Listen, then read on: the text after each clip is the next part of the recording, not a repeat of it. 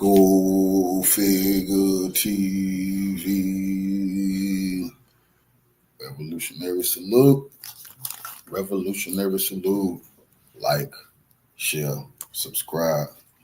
Welcome to the House of Revolution. You know I'm your humble host, the Yao Mean of Revolution, and the big revolutionary homies, Putin, Xi Jinping, Nicolas Maduro. They have warned the West, don't play with Traor'e, or it's going to be World War III. Before we get into that, be sure to wipe your feet. That means hit the like button. You in the House of Revolution. Like, share, subscribe, support the platform, y'all. What the West, NATO, they all put on notice. Putin, we're going to watch the historic events, legendary moment in history while our brother Ibrahim was welcoming into the embrace of the big revolutionary. He's a made man now. There's nothing Trump or NATO or nobody can do about it. Beautiful. This is the historical truth that no one can silence, slander, or take away. The demand for the significance of the UN is again increasing. His brother earned his seat at the table. You know, it hasn't been a black man historically that film was on their way. They was assassinated. This is where they wanted to be. He's there. He's there.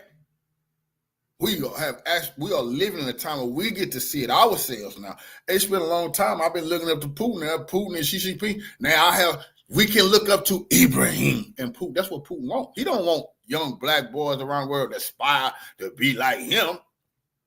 No.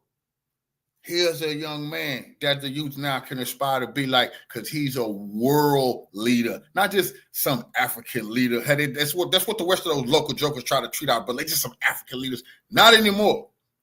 Putin, Xi Jinping, the legendary leader from Venezuela, Nicolas Maduro, because he's a big revolutionary. They let the world know, bro. This man is a world leader now, and they're all willing to go to war over him. This is the welcome speech of President Vladimir Putin of Russia in English, as he welcomed leaders from 29 different countries for the May 9th Victory Day celebrations in Moscow. Before we bring forth this powerful speech, permit Uplifting Africa to present to you the triumphant arrival of our President Captain Ibrahim Traor'e at the venue. And like a lion walking through there, man. And they all respect you. That's crazy. Now you see all the white people. Ain't been no brother like this. All white people, these white people respect this man because he's somebody to be respected. They honor this man because he's somebody that deserve honor. This is when you see the man walking through there, understand he know the moment.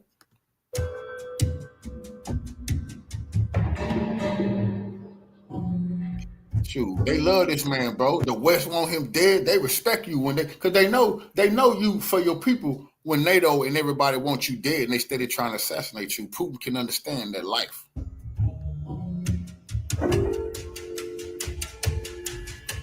Look, free our brother, Grandmaster Jake. Luke Wink.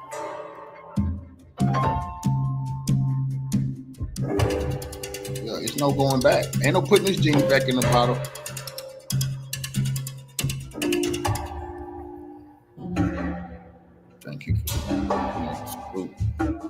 Now, listen intently to what President Putin had to say, and I will share some powerful observations about this speech and event towards the end.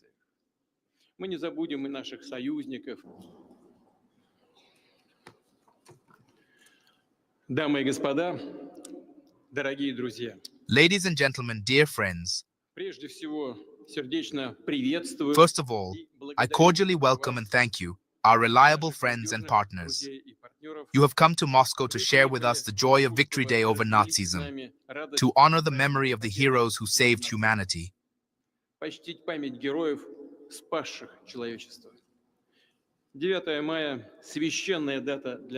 9th is a sacred date for our multinational people. The decisive role in the defeat of Nazism belonged to the Soviet Union.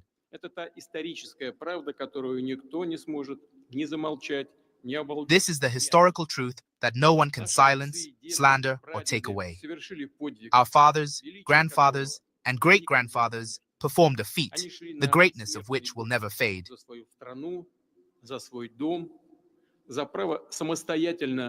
They went into mortal combat for their country, for their home, for the right to independently determine their destiny, to speak and think in their native language, to raise children in their culture and traditions. We will not forget our allies and comrades in the sacred struggle, that the victory was achieved by the common efforts of the peoples of Europe, the USA, Africa, Latin America, and the Asia-Pacific region.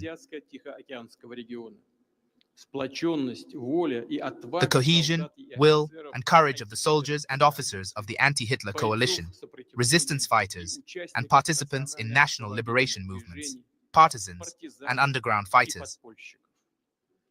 May 1945 opened the way to a new architecture of global security, to the creation of a key international institution, the United Nations. Our duty to the generation of victors is to fully utilize its enormous potential.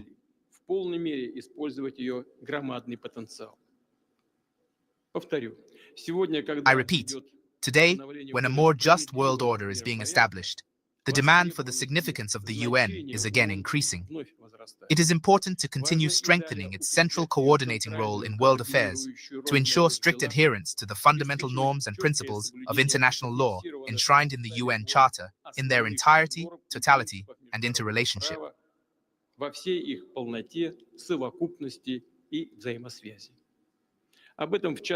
This, in particular, was discussed at last year's Kazan BRICS Summit, in which many heads of delegations present here participated.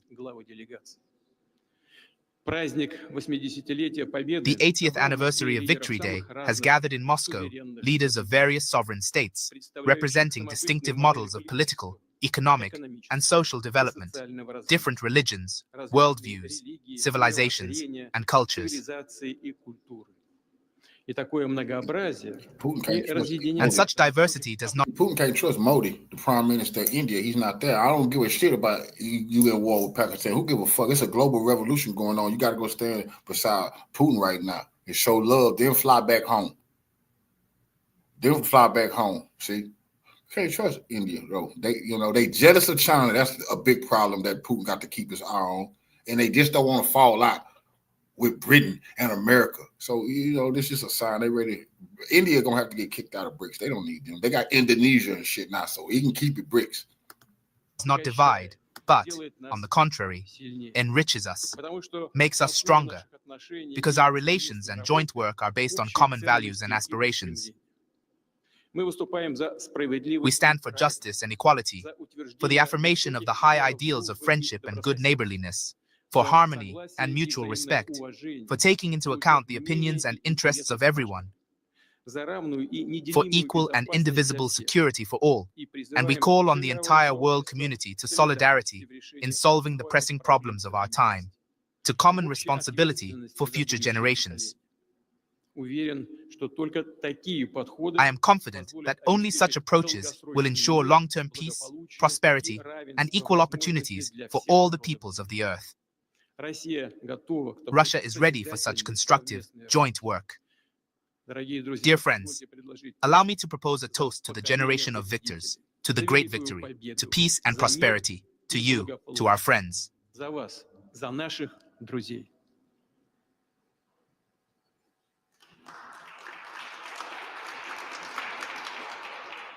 Before we continue, if you love what we do here on this channel and would like to support us, then you might consider gifting us a super thanks donation of any amount, or you might as well become an uplifting Africa channel member for exclusive content, perks, and more. Links to join are in the pinned comment and in the description box.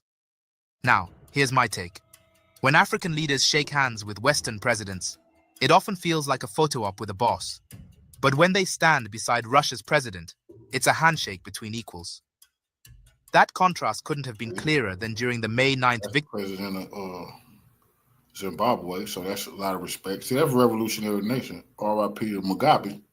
That's why I see this. Only revolutionaries is allowed to come shake hands with Putin and think about a better way to go forward, knowing they got to defeat NATO, though.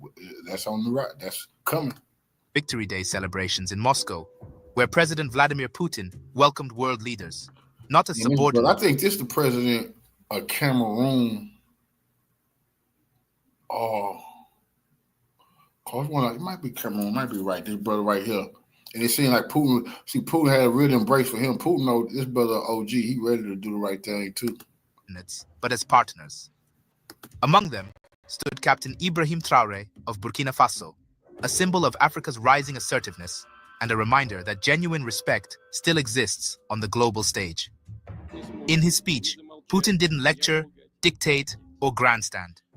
He acknowledged history, honored all nations, Africa included, and called for unity built on mutual respect and sovereignty. No veiled threats, no condescending demands. Just a call to collaborate on building a world where every nation, regardless of its size or wealth, has a seat at the table. Russia's message is clear: partnership, not patronage. While the West continues to act like it owns Africa's future, Russia is inviting African nations to shape their own. That difference in tone matters. Because for countries like Burkina Faso, tired of being treated like pawns, real friendship looks a lot like what was on display in Moscow: solidarity, not superiority. This is uplifting Africa, and once again, I leave you with this powerful visual of hope.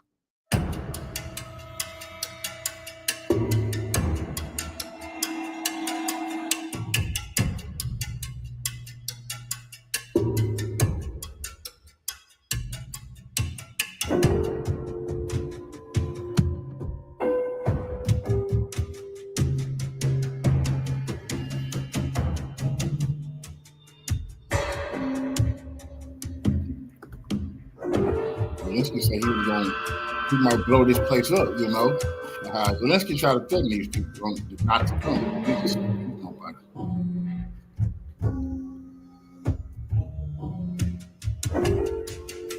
Yeah, my brother usually have his pistol everywhere, but see, when he around, nobody's able to have no gun around Putin, though. You know, they love him, but hey, you can't have no gun around Putin.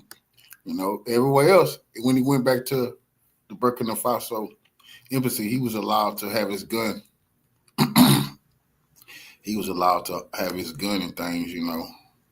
And now, so they let him, when he got off the plane, they let him have his gun and shit. So Putin wasn't even tripping with him. Putin like, yeah, revolution is the way of life, salute family. Putin like, yeah, man, go ahead, do your thing. They want you dead. You might have to pop at any time. I'll let y'all, you know, you can carry your gun. Once you arrived in Moscow, and what happened next stunned the world. From his dramatic arrival to his striking presence at the heart of Russia's most symbolic military celebration, this wasn't just another diplomatic visit. This was history being made before our eyes. What are the hidden moments you missed? What signals did his every move send to world powers watching closely? Let's break it all down. And by the end of this video, you'll understand why Ibrahim Traor'e is becoming the most talked about African leader on the world stage today. So stay with us, and let us know in the comments which of these 5 shocking moments surprised you most. When Captain Ibrahim Traor'e, the revolutionary president of Burkina Faso, stepped foot in Moscow on May 9, 2025, the world watched closely, but very few saw what was actually unfolding behind the scenes. This was not just a Victory Day appearance. It was a statement of power, defiance, and geopolitical realignment. Let's start with the first thing most people didn't see: the plane. Unlike many African leaders who arrived in their own presidential jets or through standard diplomatic channels, Ibrahim Traorè's arrival stood out immediately. He didn't fly in on a commercial flight or a government-leased jet. He landed in a specially dispatched Russian aircraft, flown directly by the Kremlin. Yes, you heard that right. Russia sent a plane just for him. This wasn't mere... That's because Putin guaranteeing his safety. I can't tell you to come to Russia to celebrate with us, and then you get killed in Africa trying to get to me. They take down your plane. They intercept you in some country on the way to me. So to make sure nothing like that can happen, we'll come get you ourselves. And dare the bootlicking American general to fuck with us. Merely about convenience. It was a bold message. Russian President Vladimir Putin was telling the world, and especially France, NATO, and ECOWAS, that Ibrahim Traor'e is not just an ally. He is a priority. Think about it. Why would Russia use its own aircraft in the middle of ongoing global tensions to bring a 36-year-old African leader into Moscow? Because Traor'e represents the new wave of resistance against neocolonialism. He is young, fiercely independent, and unafraid to redraw alliances. His flight was diplomatic symbolism at 30,000 feet. And for a leader who has survived this probably be one of the greatest moves Putin ever did as an elder statesman to help shape this young lion and help put him on his feet to where one day he can return the favor to somebody else or somewhere else when he's powerful and Burkina Faso and Niger and Mali has turned into the African NATO and all that type of, because it's going to happen because they got advanced weapons. There's nothing NATO can do about it. They can just pout and whine. You know, this is part of Putin's legacy now. 18 coup plots in just 2 years. That special arrival meant one thing: security and trust. Now let's talk about his look. The second shocking thing you probably didn't notice was his outfit. While other heads of state arrived dressed in tailored suits, silk ties, and polished leather shoes, Ibrahim Traor'e made an entrance in full military camouflage. Not a jacket draped over it. Not a diplomatic blazer. Just raw, unapologetic battle gear. Why? Because it wasn't a fashion statement. It was a warning. Traor'e wasn't there to impress with elegance. He came to declare that he is still in the trenches, still in the fight, still armed. And that message echoed far beyond Red Square. To his supporters back home in Burkina Faso, it was a reminder that their leader hasn't abandoned the revolution. To his enemies plotting in exile or in neighboring Ivory Coast, it was a show of readiness. He is still a soldier, first and foremost. Which brings us to the third jaw-dropping detail. He came armed. Yes, as cameras rolled and dignitaries shook hands, Ibrahim Traor'e stood tall, his sidearm clearly visible in a brown leather holster. A loaded pistol, in Moscow, at one of the most watched global events of the year. That sight alone sent social media into a frenzy. No other world leader dared to show up with a weapon visible. But Traor'e did. Why? Because he knows better than anyone that security isn't just about bodyguards. It's personal. After surviving 18 coup attempts, he carries his survival on his hip. That pistol wasn't just protection, it was symbolism. That Burkina Faso's leadership is not asleep. That the revolution is not soft. That he doesn't just trust his guards, he is his own guard. Some called it defiant, others called it inspiring. But no one ignored it. The fourth shocking thing you missed? The crowd's reaction. Ibrahim Traor'e wasn't just present in Moscow. He was the center of attention. From the moment he stepped off the Russian plane to the moment he stood alongside President Vladimir Putin, all eyes followed him. Kremlin officials escorted him personally. His military attire, his youth, his calm but assertive demeanor, it captivated everyone. Russian media repeatedly zoomed in on him. Diplomats wanted photos. Journalists scrambled for quotes. Analysts began asking, who is this African leader breaking? Because all of them know he's the real deal. They respect. This is like when it's like when Fidel Castro used to. Everybody, they loved him. All when he used to show up in his military fatigue, and people knew it wasn't a game. No, this was the revolutionary leader Fidel Castro, who was at war with the U.S. and was ready to take the whole world down at any moment. When the Cuban Missile Crisis happened, never forget, Khrushchev and the Russians, they didn't want nuclear war. Anybody can see the messages. Castro was saying, push the button, nuke them. Nuke them. Give me the nukes. Castro was crazy. They know that. Castro was like, hell no. Before the revolution fall, they're going to go too. But that's the feeling that they get with Ibrahim Traor'e, that here's a leader who's taking on the West. He mean what he say. He's not about himself. He's about his people, you know, and that this is real, genuine revolution. They ain't seen that shit in a long goddamn time. Every rule of protocol with such confidence. Even during the Grand Parade, when the Russian army marched in formation and jets thundered overhead, you could see the camera lens frequently cutting to Traor'e, unlike many other attendees. And what many didn't realize was this. He wasn't there just to watch. He was there to engage. Which brings us to the fifth, and perhaps most politically significant, shocking moment. Ibrahim Traor'e had dinner with the world's most powerful leaders that evening. Yes, before the parade, Putin hosted a high-level state banquet in the Kremlin. Seated around that elite table, Chinese President Xi Jinping, Brazilian President Luiz Inácio Lula da Silva, Venezuelan President Nicolás Maduro, and yes, Captain Ibrahim Traor'e. In that room, in that moment, the axis of new global alliances was clear. A quiet message echoed across continents. The global South is talking. Without Come on, man. As I stared at that picture and just looked into his eyes, he's just taking it all in because it's a sight to see. The parade, we'll see it that Putin put on is a grand parade of military hard work, but just the victory over white supremacy and Nazism, they just love it. They celebrating the end of Nazis and shit. And he just sitting there taking it all in. You know, look at that smile on his face like, wow, I made it. He made it. You know, and from this, he could take this feeling home to let the people know, you know, one day we will have our victory parades and we will bring world leaders to Burkina Faso like Russia doing as we defeat and finish off the goddamn imperialists.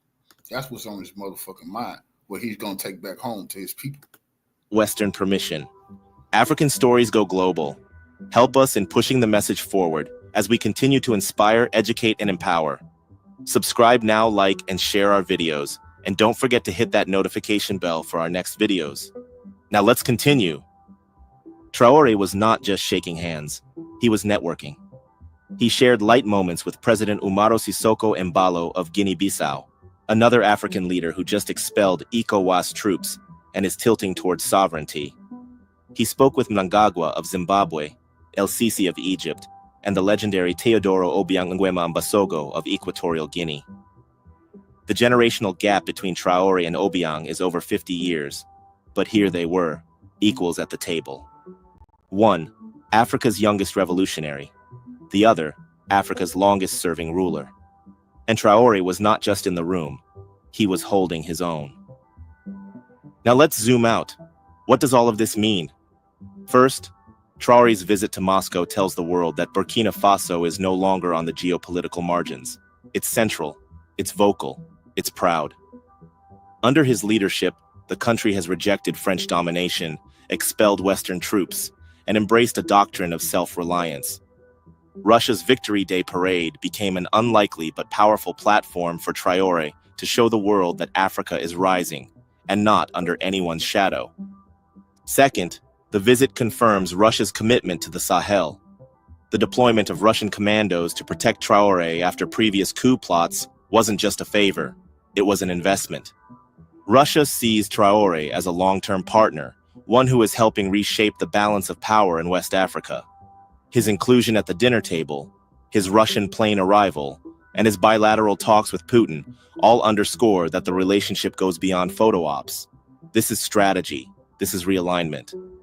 Third, Ibrahim Traor'e's message to young Africans couldn't have been clearer. He is 36. He carries a gun. He stands with giants. And he doesn't flinch. That symbolism alone has made him a hero for many across the continent. In Burkina Faso, in Mali, in Niger, and even among diasporas in Europe and America, young Africans are watching and drawing inspiration. A leader who dares. A leader who stands tall in a world of compromise. Now you may ask, wasn't it risky for Traor'e to attend such a high-profile event, especially after Ukraine's President Volodymyr Zelensky warned that Moscow might not be safe for guests? Yes, the risks were real, but that's what makes it even more remarkable. Traor'e didn't just attend. He owned the moment. He turned what could have been a footnote into a front-page headline. In the end, here's the biggest shocker that many still haven't grasped. Ibrahim Traor'e didn't just attend Victory Day. He stole the show. The images of him in military fatigues, pistol-strapped, standing beside world leaders, beaming under the Moscow skies, those will stay in the global memory long after the parade is over. What do you think? Was Traor'e right to wear his pistol? Was Putin's gesture of sending a special plane overkill or a masterstroke? And more importantly, is this the new face of African leadership? Let us know your thoughts in the comments. Which of these 5 moments surprised you most? And don't forget to like, subscribe, and share if you believe this story deserves to be seen by more people. Because in a world of scripted diplomacy, Ibrahim Traor'e is rewriting the playbook, one bold move at a time. Thanks for watching. We'll see you in the next video.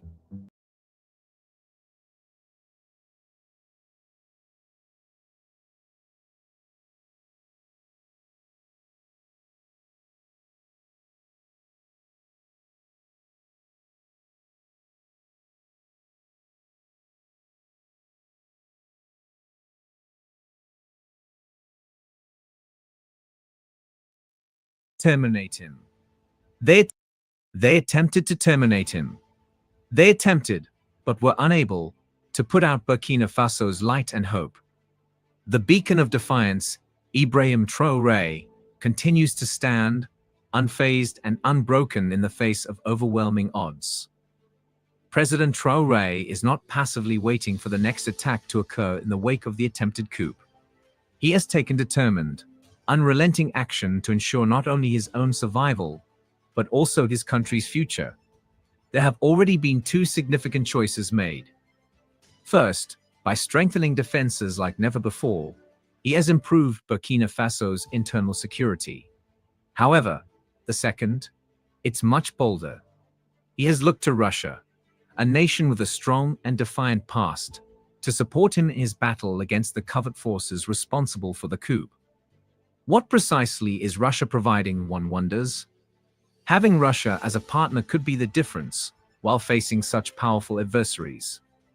Let's take a closer look at the plan and collaboration that have the potential to alter history.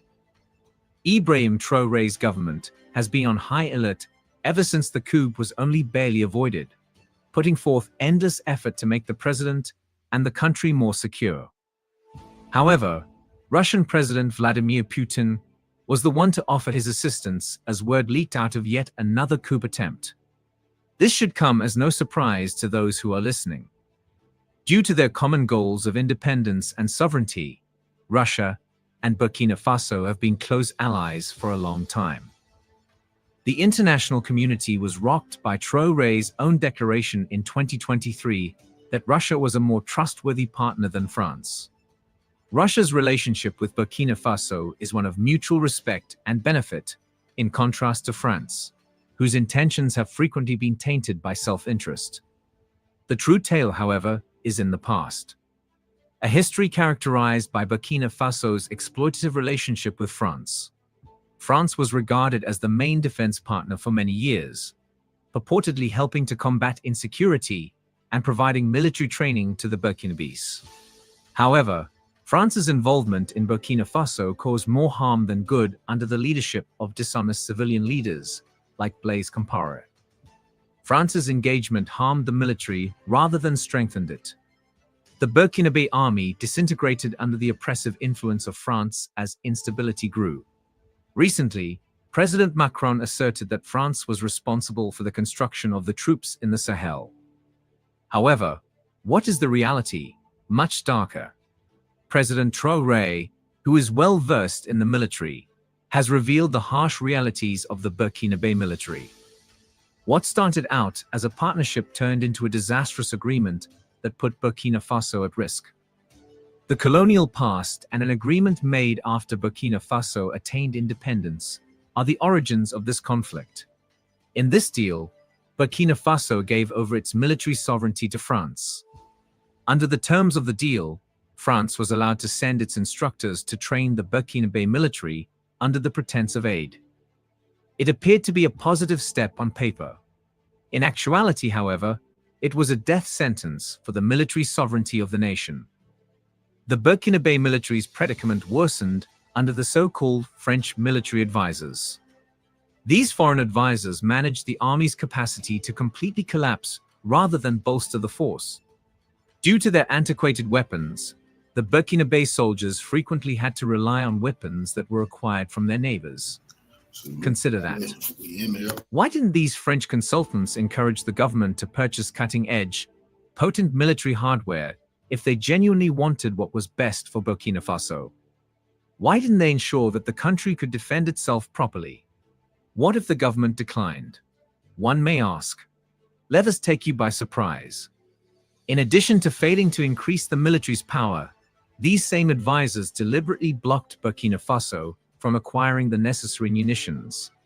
They set restrictions on what weapons the nation could buy and where it could obtain them. And the administration of Burkina Faso, like a defenseless reptile shaking its head, helpless and obedient. What right does a foreign power have to dictate a sovereign nation's defense? It's quite embarrassing in addition to being perplexing. However, it doesn't end there. The Burkinabe army's men endured the most appalling living circumstances.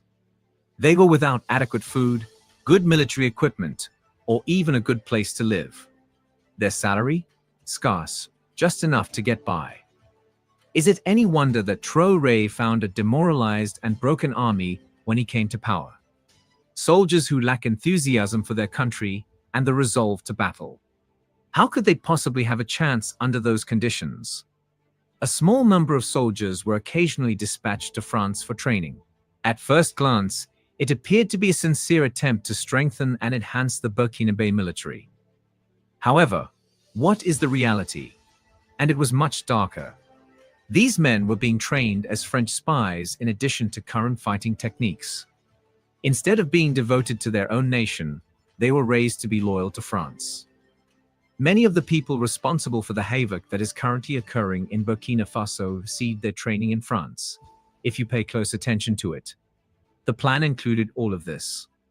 A strategy to maintain French control over Burkina Faso. The final game? In order to guarantee Burkina Faso's continued reliance on France. A puppet regime in which the armed forces might be managed remotely.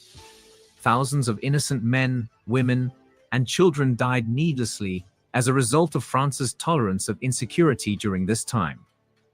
President Traor'e realized the extent of the betrayal when he took office.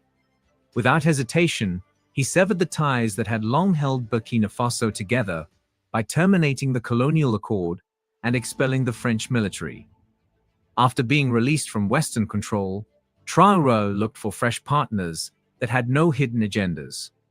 He discovered such an ally in Russia, a nation that had long been cut off from the rest of the world by Western forces. Since then, Russia has proven to be a loyal partner, aiding Burkina Faso in its time of need.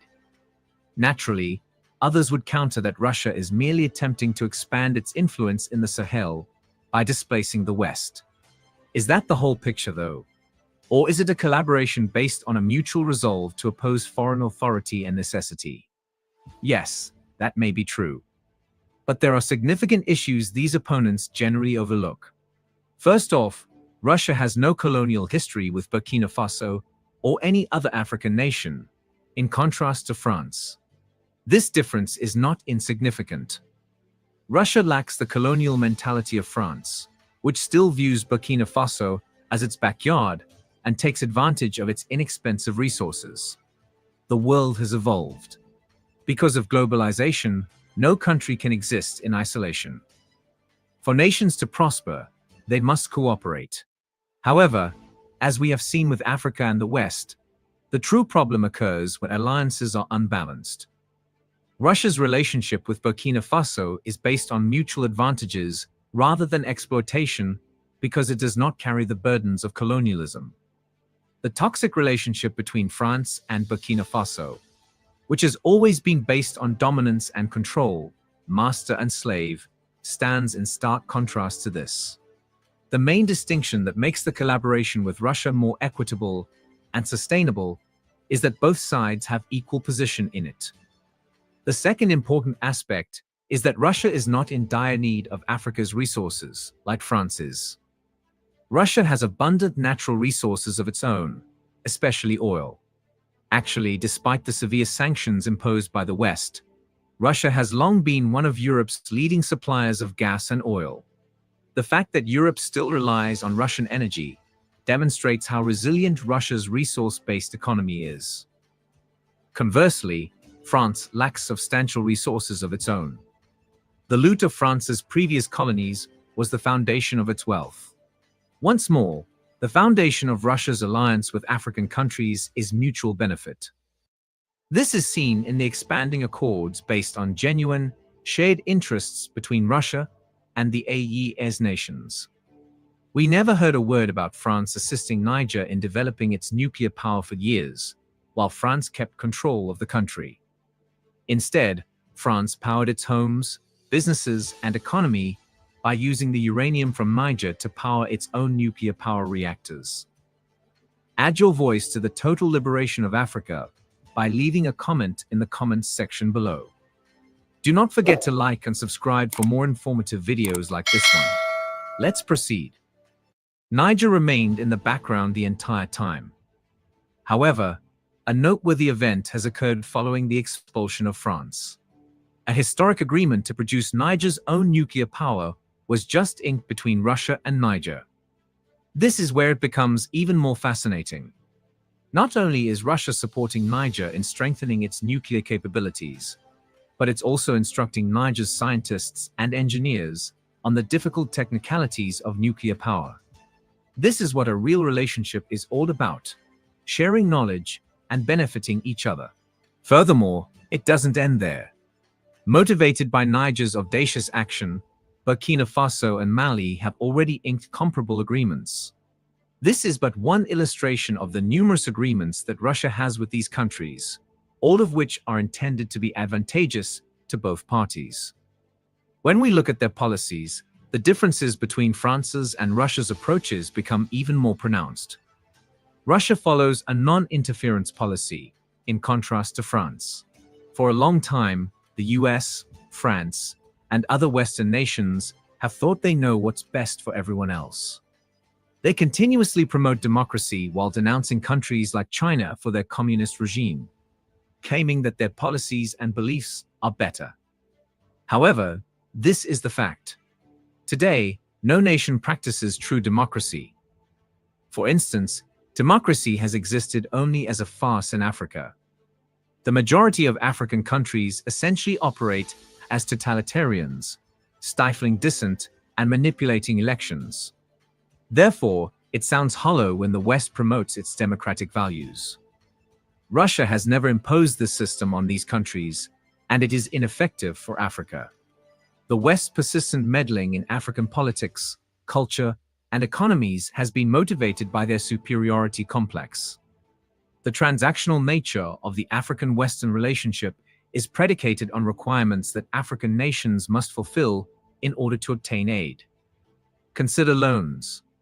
African nations must comply with Western requirements when applying for loans from Western-dominated organizations such as the World Bank. The loan is withheld otherwise. The AES nations and Burkina Faso are excellent examples. These countries have been excluded from the World Bank and IMF since the coups, and they will not be able to obtain loans until they re-establish democracy. This isn't a collaboration. Coercion is involved. On the other hand, Russia and China both adhere to a non-interference policy. Russia does not impose its will on sovereign nations. It's a straightforward relationship. It is determined by what is mutually advantageous and on the table. There isn't a control or manipulative agenda. It is impossible to overstate how Russia's strategy differs from the West's. We genuinely feel that Russia is a far better partner than France, which is why we support President Traor'e. Both sides have equal say in the relationship between Burkina Faso and Russia, unlike France, where one side makes all the decisions. The Burkinabe military has undergone a significant metamorphosis since turning to Russia. Russia stays out of the Burkinabe army's internal problems. Now, the military can purchase the necessary equipment without requesting approval from a foreign authority. Burkina Faso has recovered 10% of the 40% of its territory that was stolen by terrorists in just 2 years. It's no little accomplishment. It serves as a stark reminder of what might happen when a sovereign country takes control of its own destiny without interference from Western powers. It's understandable why President Traor'e didn't take long to enlist Russia's assistance in defending Burkina Faso and himself against its adversaries. Russian officers are currently covertly tasked with protecting President Traor'e, while Russian fighter jets currently monitor Burkina Faso skies. In actuality, Traor'e is more than just Burkina Faso's president. He represents hope for Africa as a whole. That hope would vanish with him if he fell. Thankfully for Africa, however, President Traor'e has a reliable ally in Russia, a partner who has shown themselves to be capable and dedicated. Russia has repeatedly shown itself to be dependable since Traor'e turned to it. The most horrific instance was when Burkina Faso was subjected to one of its worst attacks to date last year. Armed men viciously attacked a Burkina Faso military base on June 11 in the Mansilla region close to the Niger border. About 100 soldiers were terminated in the attack, while many more were reported missing. After being forced to leave Manila, hundreds of residents sought safety in nearby towns. The hit was catastrophic. According to the site intelligence group, which verified the attack, fighters broke into a military base in the town, terminated 107 troops, and seized control of the area. Who was responsible for this attack was the looming question. JNAM claimed responsibility just 5 days later. The organization shared unsettling videos of their fighters shooting in a secluded town while riding motorcycles online. In addition to pictures of arrested soldiers and a weapon display, another video showed the intense shooting surrounding the Burkina Faso army base. The June 11 attack was seen by analysts as one of the heaviest blows to the Burkina Faso military since the insurgency initially broke out from neighboring Mali in 2015. It served as a sobering reminder of the unrelenting struggle Burkina Faso is facing and the pressing need for President Traor'e's safety. Attacking people is reprehensible, but attacking the military and making the world aware of it is a whole different kind of aggression. Given the timing, only days after President Traor'e's transitional government was extended, it is obvious that this was not just another rebel operation, and it is hard to rule out the possibility that foreign forces, notably France, may have been involved. The concept is not as unrealistic as it first appears. In order to keep its military presence in the Sahel, France has long been charged with aiding and even spearheading rebel organizations there. This is part of a calculated attempt to destabilize Burkina Faso and instill fear among the populace, as President Traor'e noted.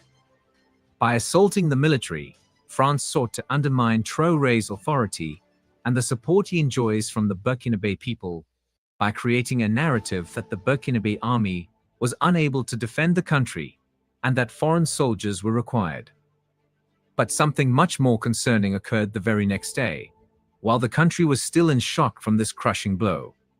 Around 3 p.m. on June 12, gunfire broke out close to the Du Burkina RTB radio television station in Ouagadougou. Cars covered in bullet marks and evidence of a projectile landing in the compound were left behind after a direct attack on the station, which was close to the presidential palace, where President Traor'e was holding a meeting with his council of ministers. The damage was evident in an RTB video report and pictures that were making the rounds online.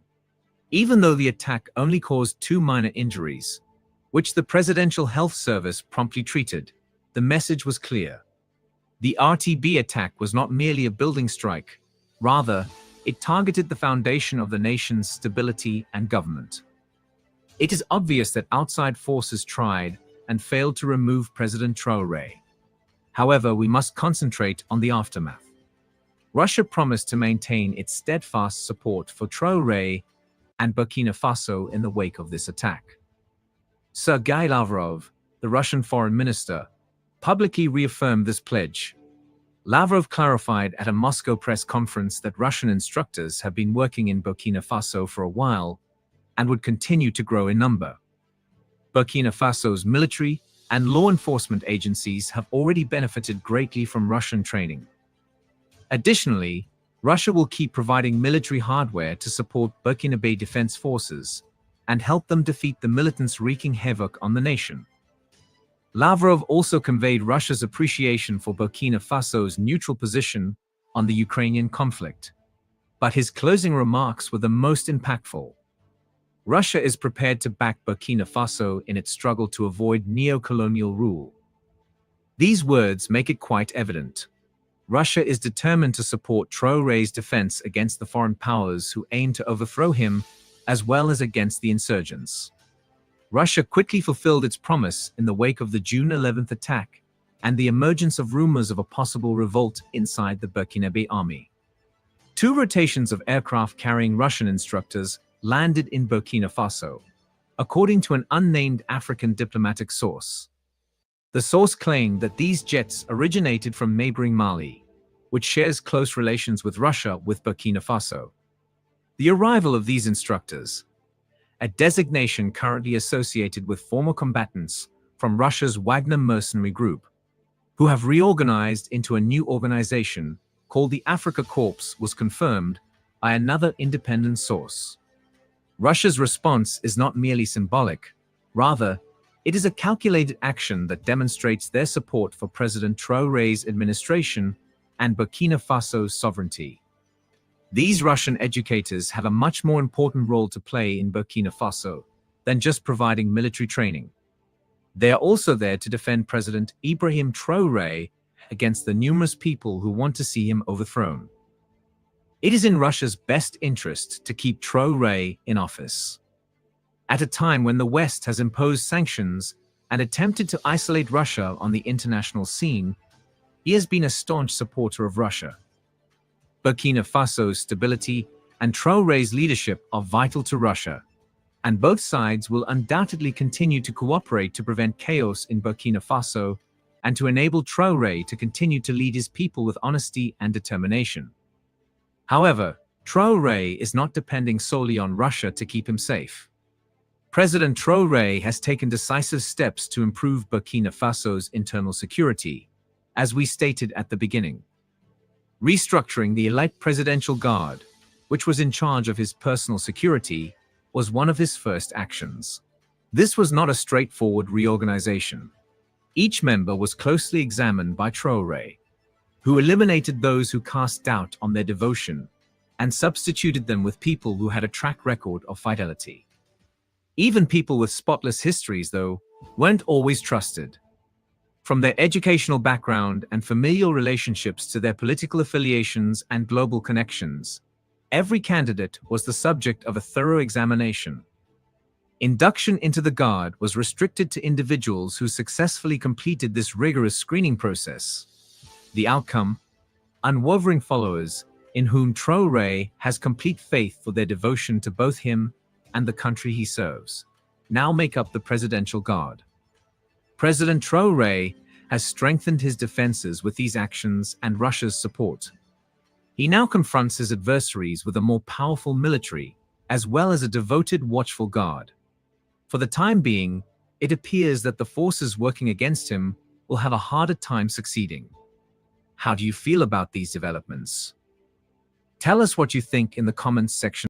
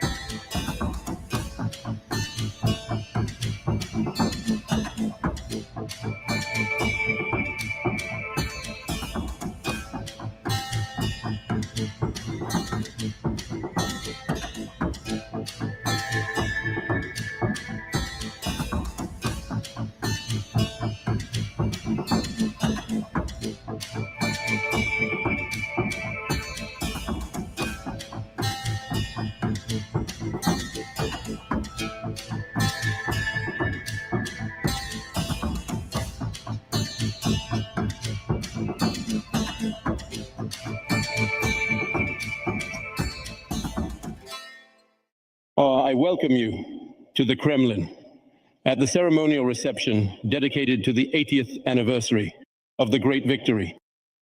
First of all, I would like to thank the heads of states and governments present here, as well as the leaders of foreign delegations and organizations.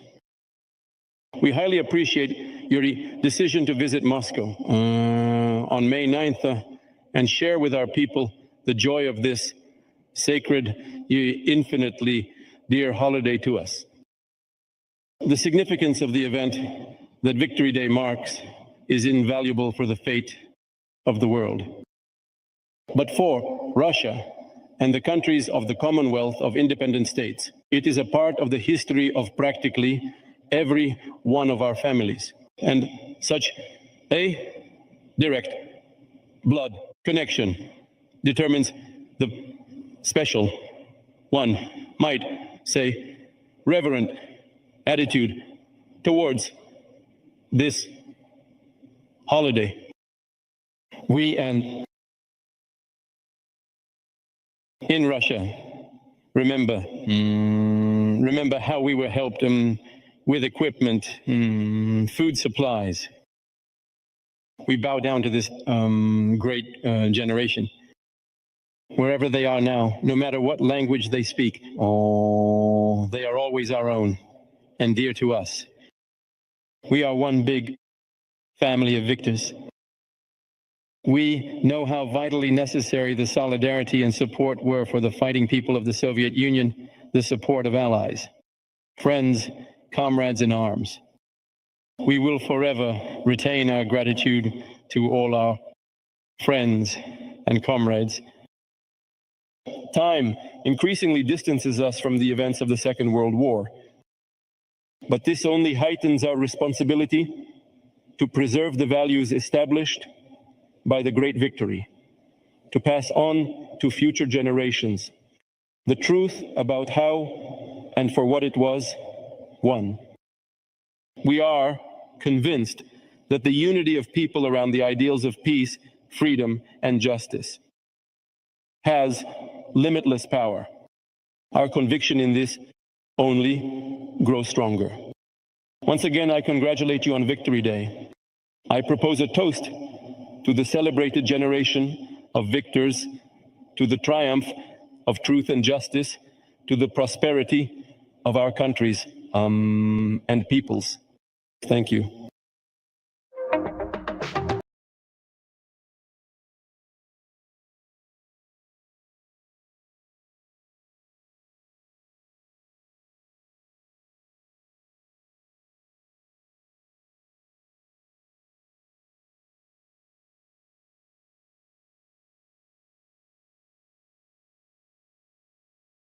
Esteemed guests,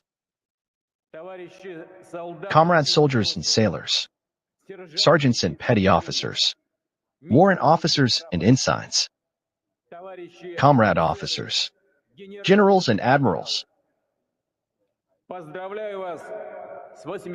I congratulate you on the 80th anniversary of victory in the Great Patriotic War. Today, we are all united by feelings of joy and sorrow, pride and gratitude, admiration for the generation that crushed Nazism, which at the cost of millions of lives won freedom and peace for all of humanity. We faithfully preserve the memory of these historic, triumphant events. And as the heirs of the victors, we celebrate the holiday of May 9th as our own, as the most important for our country, for the entire nation, for each family, for each of us. Our fathers, grandfathers, and great-grandfathers saved the fatherland.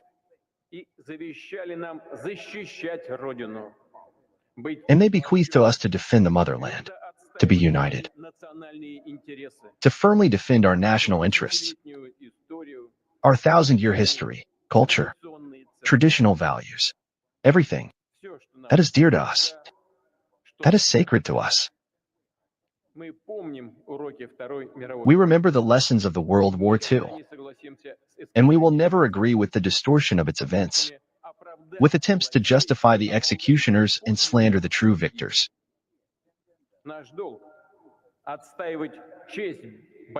Our duty is to defend the honor of the soldiers and commanders of the Red Army, the great feat of representatives of different nationalities, who will forever remain in world history as Russian soldiers.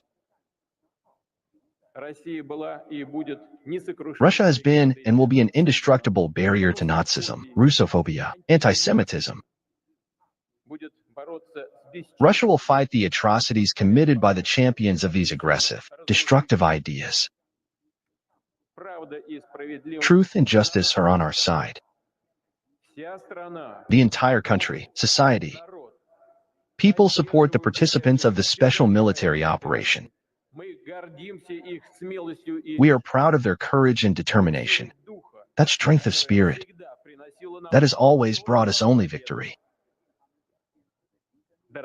Dear friends, the Soviet Union took upon itself the most ferocious, merciless blows of the enemy. Millions of people who knew only peaceful labor took up arms and stood to the death at all heights, bridgeheads and borders.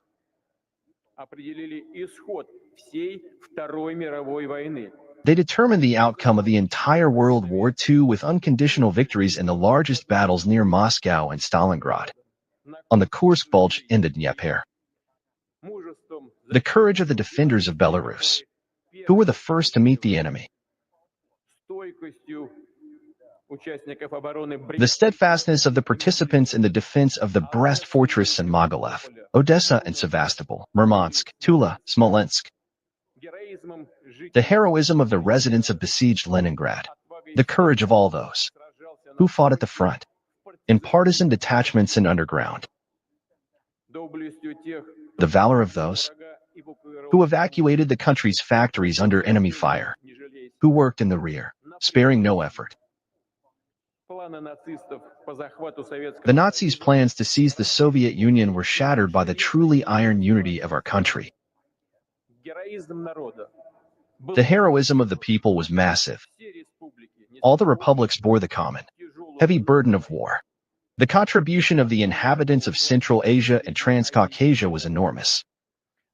From here, railway trains with everything the front needed ran uninterruptedly. Hospitals were located here, and hundreds of thousands of evacuees found their second home here. People shared with them shelter, bread, and warmth of heart. We honor every veteran of the Great Patriotic War. We bow our heads before the memory of all those who gave their lives for the victory. Before the memory of sons, daughters, fathers, mothers, grandfathers, great-grandfathers, husbands, wives, brothers, sisters, relatives, friends. We bow our heads before our comrades in arms, who died a heroic death in a righteous battle for Russia. A minute of silence is declared.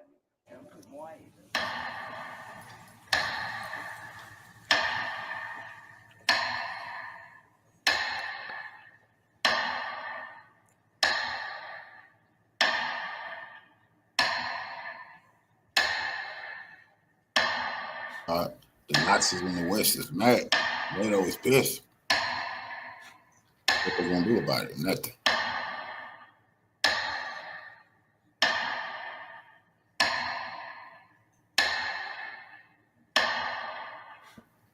Well, that's probably what Putin did, and Russia defeated. These people been in the way a long time of them ruling the world. Historically, the Russians have been in the way a long time. They can only get rid of the Russians. They will rule the world.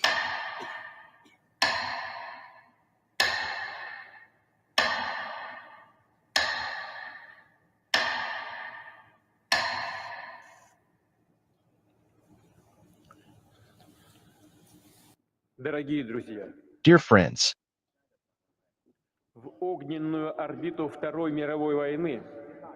almost 80% of the world's population was drawn into the fiery orbit of World War II. The complete defeat of Nazi Germany, militarist Japan, and their satellites in different regions of the world was achieved through the joint efforts of the countries of the United Nations. We will always remember that the opening of a second front in Europe, after the decisive battles on the territory of the Soviet Union, brought victory closer.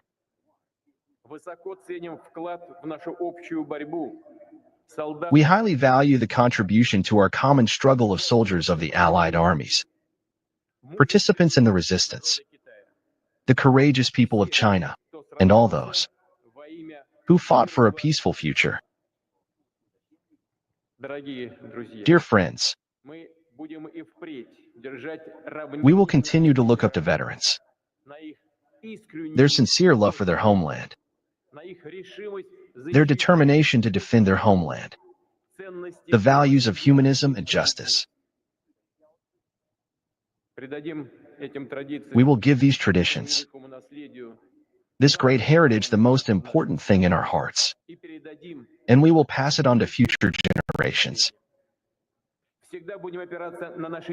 We will always rely on our unity in military and peaceful affairs, in achieving strategic goals, in solving problems in the name of Russia, in the name of its greatness and prosperity. Glory to the victorious people. Happy holiday. Happy Great Victory Day.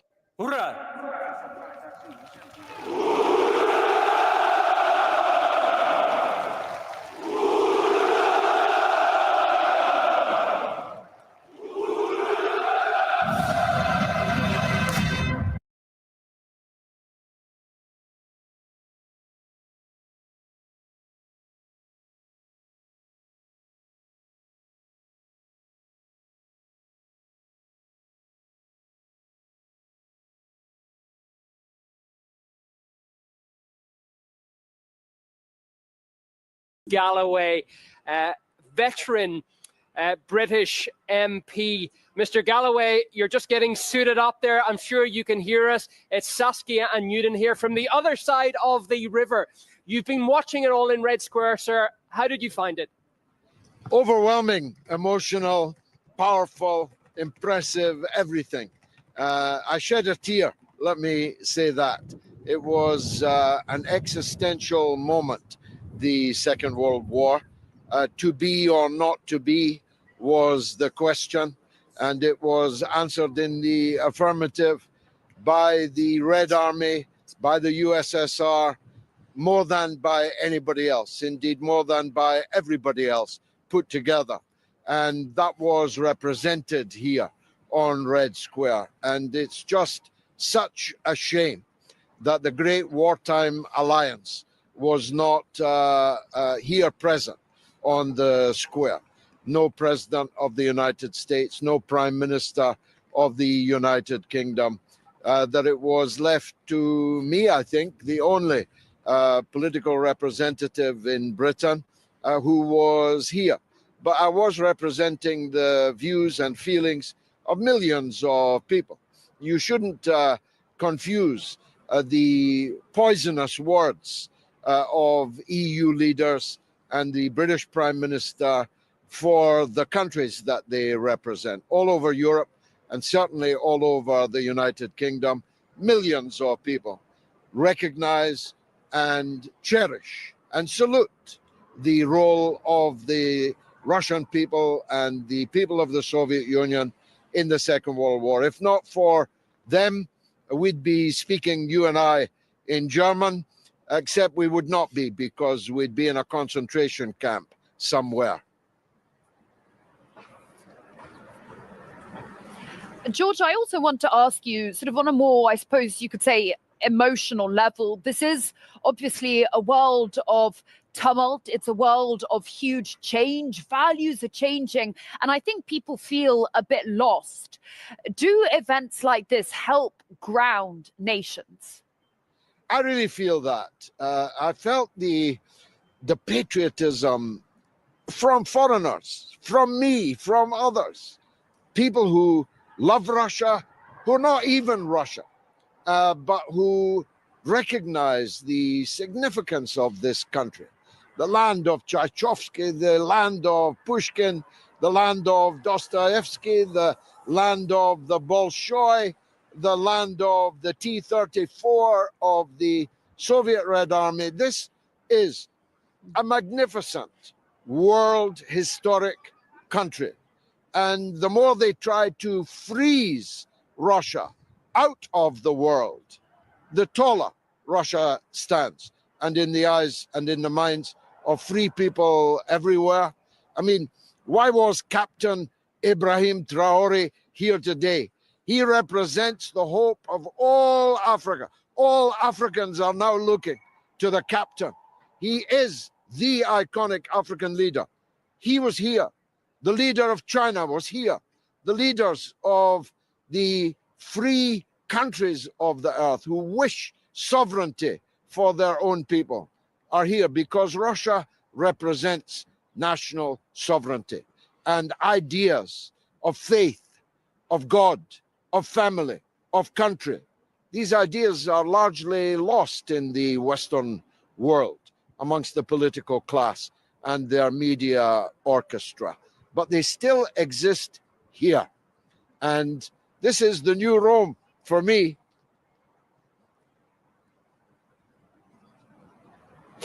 The fact that we didn't see Western leaders come over, George, in like they used to do here, stand shoulder to shoulder with the people, with their allies who defeated Nazism in Europe. I get the feeling this year around that Russia doesn't really care, because they're looking to the global south. They're looking to other nations and saying, you're the future. And we're not going to politicize this event by grandstanding what Europe is not doing. We're looking to other parts of the world. Yes, I think that's right. But as a person who was a member of the British Parliament over 5 decades, from the 1980s until last year, I'm really bitter that our country was not only not represented here, but was excluding Russia from commemorations, celebrations at every level, and was spitting on this parade. I'm really bitter about it. I mean, I should just be sad, but actually I'm sad and bitter about it. But the rest of the world was here. The majority of the population of the earth, of humanity, was either here or their hearts were here. Their eyes were on here. And that's ultimately, I suppose, what matters. The Western European countries are dooming themselves to irrelevance by their churlish, insulting, contemptuous attitude towards this 80th commemoration of the great victory.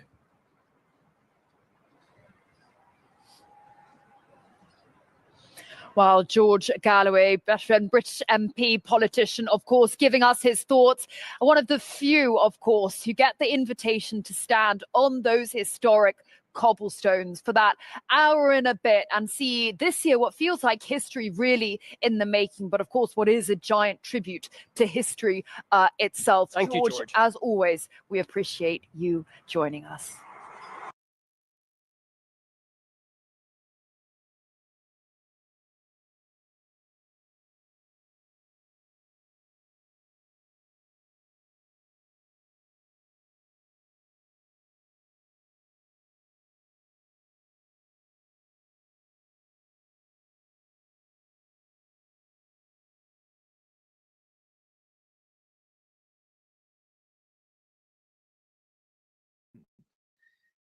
Yemen. And in the early moments of what Donald Trump put out about the conflict with Yemen. And right now, to your understanding, what has happened that Donald Trump has decided to withdraw or make some sort of deal between the United States and Yemen? I can only surmise. I have a few facts, but I can only really surmise. And I think it's a double or triple pronged affair with Donald, if I can attribute any kind of reason and purpose to him. One is he wanted to stick his finger yet again, and he's doing it right now, this moment, as he wings his way, I guess, towards the Middle East, in Bibi's eyes. So he divorced the United States from the Yemen conflict, even though the Al-Ansar might not have had anything to do with it. He just said, we quit, we're not going to do it anymore. Second reason, I think, is because the Pentagon was telling him it was grossly expensive. And in two ways, it was expensive in terms of expending those items that we might need, really, in a war. Very expensive items. We were losing drones. We were losing F-18s. No, I've told many people we lost aircraft off of Vietnam quite frequently. It's not uncommon to do that sort of thing when you're in heavy carrier operations, especially multi-battle group operations. So it's not something that doesn't happen. People just don't realize that, being in the military is dangerous. At the same time, that's very expensive. And the drones add to that expense, $30 million a pop. And the military was probably telling him some of the things that we've discussed here, that, confining a carrier or a carrier and its escorts in such a narrow water is not a really good thing to do. You're really looking at possible real problems in the future. And another reason is because I think the assessment of the Pentagon was essentially that if you want to put it in these stark terms, we were losing. And Larry, before commenting on what has happened, here is what Donald Trump mentioned about it. Some very good news last night. The Houthis have announced that they are not, or they've announced to us at least, that they don't want to fight anymore. They just don't want to fight. And we will honor that. And we will stop the bombings. And they have capitulated. But more importantly, we will take their word. They say they will not be blowing up ships anymore. And that's what the purpose of what. Yeah. Love that term, capitulated. Yeah. I can see the head of Al looking in his English dictionary. This is, this is sort of Donald Trump's equivalent of Gerald Ford going on television saying, "Hey, you got a phone call from those North Vietnamese last night. They've capitulated, so we're leaving Saigon. Everybody run for the helicopters." Yeah. This was Trump's equivalent of April 30th, 1975 in Saigon. Look, Trump, the Saudis made it clear that Trump needed to stop this. Number one, that was also a role. And the fact that the Omanis got into the middle of it, brokering it, suggested to me that this was actually broader than just stopping the bombing of the Houthis. That maybe they're going to come to a deal with Iran. Trump would be, it'd be to his credit if he goes through with it. But as Colonel Wilkerson noted, this was just in terms of aircraft loss between Predator drones and the F-18s, you're looking at about $1 billion right there. And then they flew over 1,000 sorties. Well, God knows how much each one of those cost in terms of our ordnance that was dropped, plus the maintenance on the aircraft. And many of us predicted this at the outset. It's like trying to punch a bag of Jello. The Houthis aren't going to be defeated with conventional means, and the United States, it exposed the limits of U.S. military power. So, Trump, he's putting that lipstick on a pig, putting a blonde wig on it, and calling it Marilyn Monroe. But you know what? It was still the U.S. withdrawing. And what Larry said there about demonstrating the limits of U.S. military power, is such a potent statement. Look at what Afghanistan did. Look at what Iraq did. Look at what all of our excursions, basically since the first Gulf War, or that little, no-knock drug bust in Panama called Just Cause. We haven't had a success in 2-3 decades. And it's all because, not all, but it's a large part because we take on things that military power is not appropriate for. Yeah, very, very true. What's going on, Larry, in the Trump administration? It seems that he feels that Netanyahu is manipulating his administration in the favor of Israel. That's why you think? Yeah. What was your first clue? Now, it's important that he perceives that. Drop in the New York Times this morning. Even a blind pig will find an occasional acorn. Found an acorn. So I like to say, even Helen Keller could see this one. Yeah. That's unkind to Helen. I know. Good Lord. This is, it's if true. I always put if true, because sometimes I get my hopes mixed up with reality. But if this is true, it's a good sign that, Trump there's only enough room for Donald Trump in the room, and he can't have another pretender to take center stage.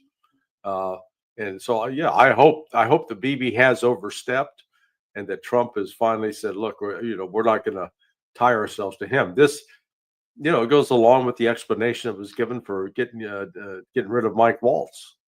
Demoting him to the United Nations of all places. So, I welcome it. Colonel, I would wonder what has happened between the Trump administration and the Israeli one and the Netanyahu administration in terms of the decision on the part of the United States to find some sort of common ground with Houthis, or maybe a peace or some sort of deal between the two parties. Here is what the U.S. ambassador to Israel, Mike Huckabee, we know how pro-Israel he is. And he said that we don't need Israel's permission to conclude an agreement with the Houthis. And if one of the 700,000 American citizens inside Israel is hurt by a Houthi attack, then we'll respond. Otherwise, we have nothing to do with it. What does that mean for you, Colonel? Well, this is growing into a realization by a lot of people, even in this circus administration, that we're not gaining any points whatsoever on the face of the earth with this business in Gaza. In fact, we're losing many. And one of the things I think brought it home to the Pentagon, for example, was what he actually did with the Knesset, with full approval, apparently, and then post-Knesset, the cabinet again, full approval, he's calling it a sustained military operation. Well, what that means is essentially CPA Iraq in Gaza. What it means is what Sharon evacuated Gaza for in 2005, shut down 21 settlements and evacuated every single IDF person, because he knew if he stayed, there'd be an insurgency that would bleed the IDF interminably. Yeah. That's what he's asking for now. Netanyahu is asking for that. And oh, by the way, the Gaza terrain, which wasn't all that conducive to such an insurgency then, is maximally so now. There are 250, 500-pound bombs buried all over the place that are inert, didn't go off, duds, in other words. They make IEDs out of them. They used one the other day and blew a Makava tank off the face of the earth. That's what's going to happen to the IDF. And it's already hurting badly. Its PTSD count is now over 10,000. It's got 7,500 additional that are on the margin of PTSD. Lots of reservists are not answering the call. The problems are just manifest throughout the ranks, and he's taking on he hasn't honored a single day of the ceasefire with Lebanon. He's bombing the hell out of it again. He's bombing in Syria. He's protecting the Druze. He's doing all these things that are overextending him, but this sustained military operation in Gaza is going to finish him, And I'll be amazed if we let him start it. Yeah. Go ahead, Darren. Yeah, no, the situation with Israel, they didn't learn the lessons of Stalingrad. You know, what made the Battle of Stalingrad so difficult for the Germans was they went in and they bombed, they leveled the whole city, and they created all this rubble. And so actually the tanks couldn't really maneuver through the streets.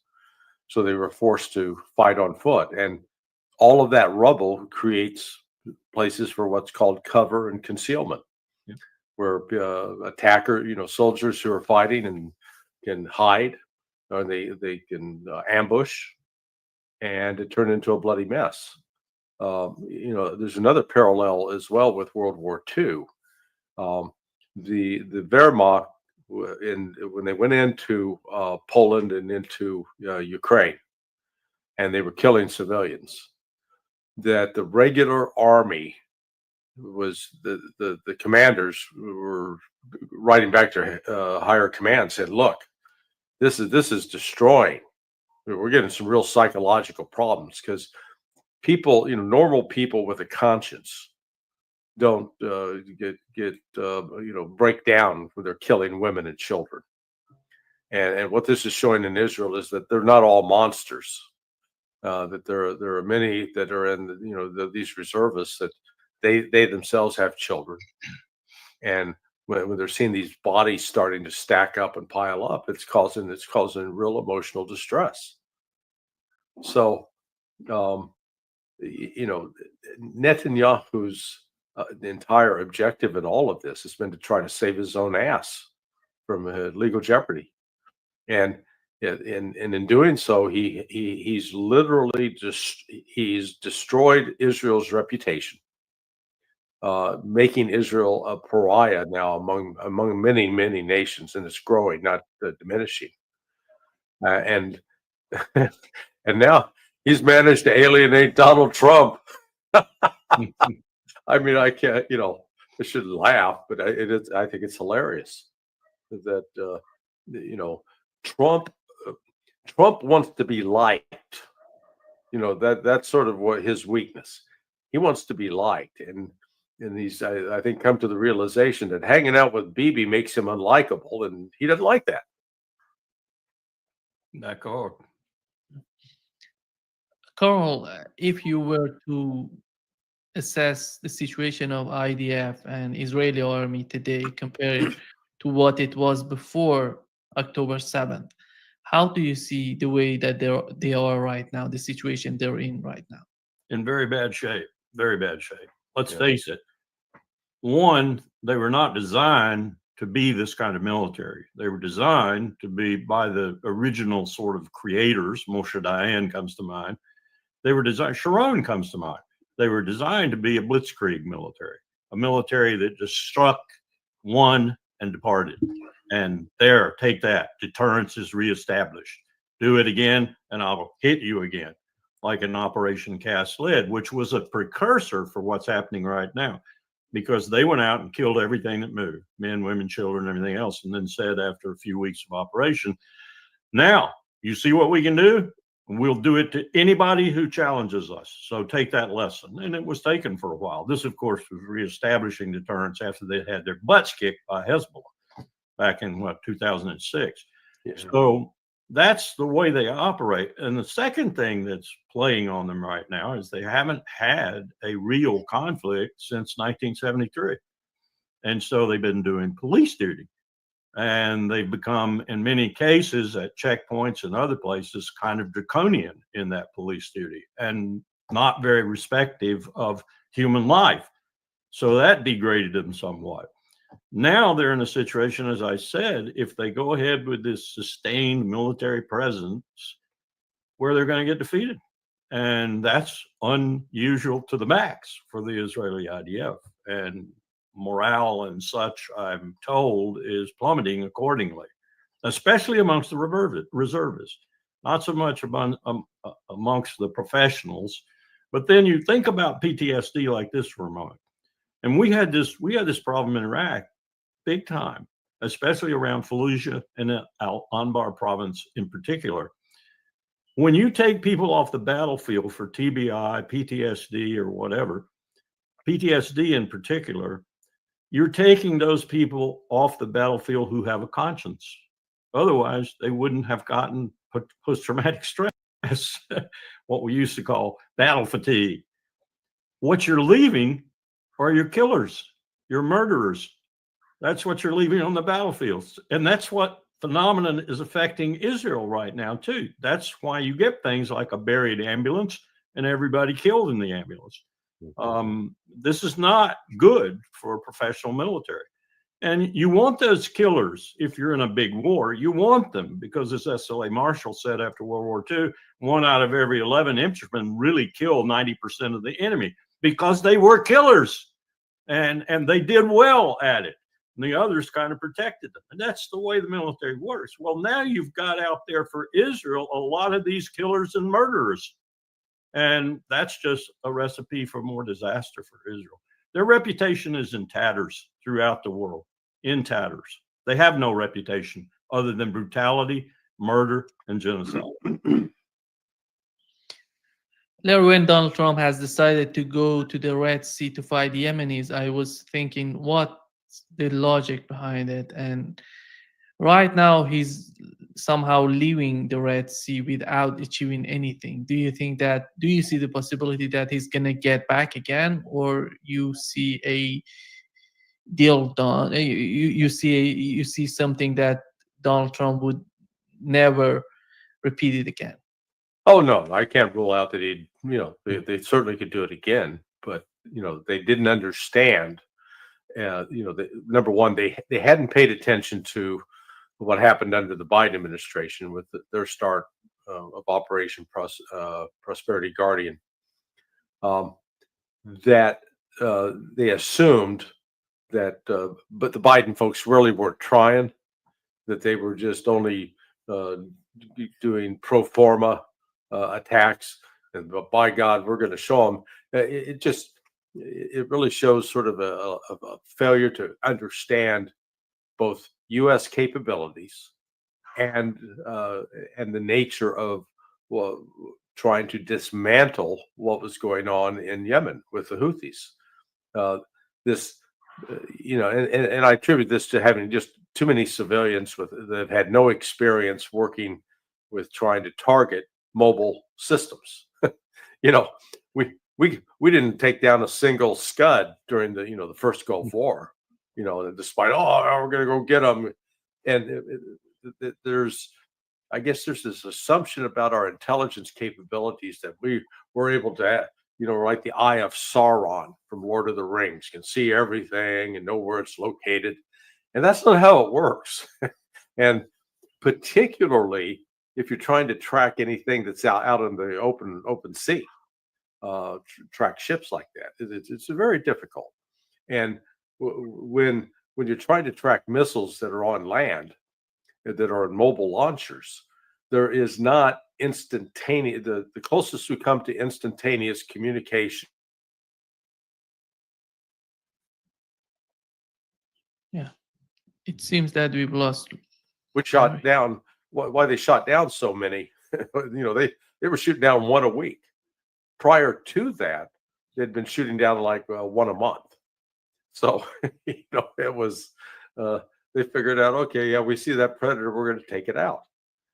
So Trump's failure to understand the military dimensions of this, because he may understand how to build a hotel or a casino, but he doesn't know really a damn thing about this. And I don't think he's learned anything from it. And Neiman, let me just say that I agree with what Larry just said. And let me add this particular aspect of my own experience. And I think I've read of much more experience in this regard. The blue suiters think that bombs will solve every problem. Yeah. They think that all you got to do is take off a carrier or take off out of Whiteman Air Force Base or out of Al Udeid or wherever and drop bombs on people. And the more you drop, the more success you're going to create. And the more success you create, the more bombs you're going to drop. That's their philosophy. They have been proven wrong since their original disciples laid this crap out. And yet we don't pay any attention to it. We still listen to them. Yeah. I had a 3-star Air Force general in the Pentagon tell me when I questioned him about his 80% of the targets in North Korea would be destroyed in the first hours by the Air Force on the peninsula and the Air Force reinforcing from the United States. And I challenged it. I said, why are you saying that?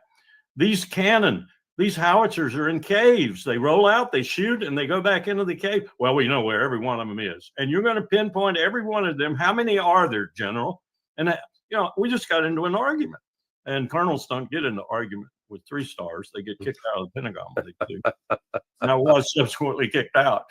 But it's absurd to say that you're going to get 84% of the cannons the North Koreans are going to shoot at Seoul in the first 30 hours. Yeah. Larry, part of the war, the conflict with Yemen is this psychological war. You put yourself in the shoes of your enemy to understand where they stand, what do they think about you. And when you look at Yemen, earlier today I talked with Pepe Escobar. He recently was in Yemen, and he said these people, you have to be there to understand their sort of objectives. They don't care about the United States bombing their only airport just to destroy everything. They're going to fight back. And it doesn't seem this sort of understanding can be achieved on the part of the Trump administration or whoever making the decision in the United States. That's one of our biggest failures as a country, that we are incapable. We're not incapable, but we rarely take time to understand both the culture, the mentality, the point of view of those that we perceive as either enemies or someone we need to attack. Look, I saw this right after 9/11 because back at the time I was directly involved with JSOC and SOCOM, scripting exercises, called 0300, 0400 exercises, and so here you're dealing with the most elite forces in the U.S. military. We're not just talking Delta Force and SEAL Team 6. You got the folks out of Belvoir. You've got a bunch of covered air. I'm talking the very, very pointy end of the spear. Got the guys who did Nord Stream. Yeah. And the ignorance about they didn't know Sunni from Shia. They had no, as far as just a Muslim, and that's who we're going to kill, without and no appreciation for whatever our role had been in helping create this situation. No memory going back to what we did with training up terrorist groups in Pakistan that were used against the then Soviets in Afghanistan. Zero understanding. So all I'm saying is, what you're seeing now with Yemen, it's consistent. One of my friends and mentors, Pat Lang, he had been defense attaché in Yemen. He understood it. He had been, he knew the culture. But when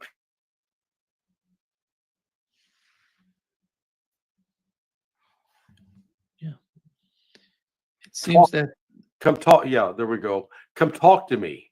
I had this experience with Jerry Bremer because I was friends with Bremer before. That friendship became broken over the whole mess in Iraq. But I had literally had lunch with him 2 days before he was asked to take on the job of being the poobah in Iraq. And so I called him up because I knew he didn't. I said, "Hey, Jerry," I said, I started off. I said, "Boy, who did you piss off?" And he goes, "Well, when the president calls, you got to say yes." I said, "Okay." I said, "Let me help you out. Let me introduce you to Pat Lang." Because I gave him Pat's resume. Pat set up the Arabic program at West Point. Pat was defense attaché to Saudi Arabia and Yemen but most importantly, he had been the one that hand-carried intelligence to the government of Iraq during the Iran-Iraq War. And he was the head of the Middle East division at the Defense Intelligence Agency. And Jerry goes, "No, I don't need to talk to him." That's Jerry. How did that work out, Jerry? Yeah. So he wouldn't talk to Sergio either. Yeah. De Mayo. It was absurd. Sergio had to move out there where he later died. Yeah. Colonel, the other dimension of the conflict in the Middle East is what's going on between Iran and the United States. Let me just say one other thing that Go ahead. I just poured into my head as he was saying that. You know, the Houthis, Al Ansar, are a different sect than most of Yemen. And they don't like the fact that most of Yemen, which cares, and I suspect most of them don't care, but those who do care, say the mullahs and others, are oppressing them all the time. So I don't know that the Houthis actually worry about Sana'a being hit or any other target that takes out mostly other people in Yemen than they. Yeah, that's a good point. Because they're different sects. Yeah. And getting to the conflict, Colonel, between the United States and Iran, here is what Tulsi Gabbard said about who's pushing for war and who's pushing for some sort of negotiations with Iran. Those who are co-opted by the military-industrial complex, abusing their position to feed or manipulate intelligence, as we saw with the Iraq War, to start a new war. This intelligence community, the work that gets done in places like this every single day, has that power to be the fodder, the fuel, the seed that can lead to yet another unnecessary war. The New York Times article was a result of an unfortunate, unauthorized, and illegal leak of a very private conversation between the president and his advisors. I won't get into the details, but it was a very robust discussion that really speaks to President Trump's care and thoughtfulness as he makes his decisions around these very serious issues of war and peace. Ultimately, what we are doing is providing the president with the facts, the intelligence. Here is what the intelligence is telling us. As the Secretary of Defense, here are the options that are on the table and the likely outcomes that could occur if you go with course of action A, B, or C. And ultimately, it's the president who makes the decision. And he has made it clear time and time again that his goal with Iran, first of all, they cannot be in a position where they can develop or have a nuclear weapon, and that he believes and is confident in the opportunity that this moment provides to be able to achieve that outcome through peaceful means, through diplomacy, and through negotiations. And he knows that that's what's in the best interest for the American people and for the world. Coral, your take. I couldn't have said it better. I mean, I couldn't believe she started with a military-industrial complex and the vicissitudes thereof, but she's telling the truth, and she's telling the truth basically about the other aspects of it. I don't know about Donald Trump. I'm not in his head, but that's the way the system is supposed to work. The president's supposed to be presented with the intelligence without any bias whatsoever, just the intelligence. It can be interpreted. It must be interpreted by professionals, not by vice presidents, for example, like Cheney did in the run-up to the Iraq War, by professionals. And they will usually say, I have a 90% surety on this, or an 85% surety on this, or this source is very reliable, or this source is brand new and not reliable. So you get the intelligence, and then you make the decisions based on the courses of action that if it's military, the Secretary of Defense gives you, along with the chairman, in terms of courses that you can pursue. And Trump then says, as she was intimating, I don't want to pursue any of those. I want to pursue diplomacy. You keep those in the drawer until I'm ready to use them if diplomacy fails. But I'm going to try diplomacy first. That's a smart move as far as I'm concerned. If that's what he's done, I applaud it. Larry. But there's, I don't know if you noticed, it was a day yesterday, 2 days ago, the news was filled with, oh, we got this imagery of this secret nuclear plant in Iran that's just been discovered. It's been there for 10 years. And it was, then you look, it was provided by this Iranian opposition group, who I guarantee is being paid for by the CIA. So what this tells me is the reason they're putting that out now is that I think there actually is some serious movements by Trump to negotiate a deal with Iran, to that will not require Iran to give up all of its missiles and drones and to dismantle and disarm, but will put an end, a definitive end, to any suspicion that they're building a nuke. You know, Iran wants that if they can get, you know, get back to some sort of normal economic activity, because they're, you know, Iran's not the one that's been rampaging around the region, invading other countries. Because I mean, we go back to the start of the Iran-Iraq war, that was with U.S. encouragement to invade Iran.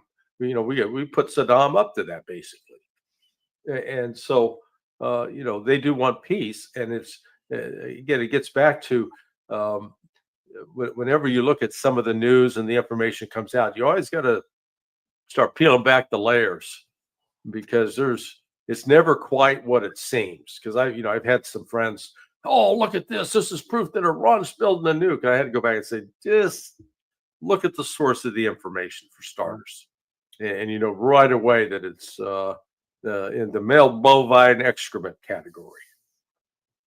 One other thing, Nima, I would say, after agreeing with everything Larry said, I got the inclination there to believe, and I've gotten it in other places too, I've been disabused of it in other places too, that she really wants to do something about the very insidiousness of aspects of the CIA and other elements within the intelligence community too.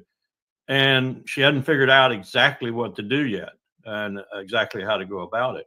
But I would say one of the most insidious things I saw in my time in government was how we were using, through the CIA, the idea of liberal democracy to establish in country after country after country color revolutions, or the equivalent thereof, that were not in the interest of that country, its regional partners, or in many cases us. And yet we went ahead and did it.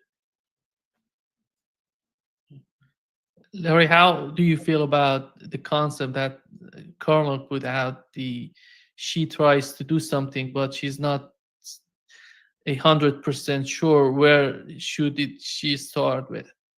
Well, she's dealing with number one, a huge bureaucracy. Yeah.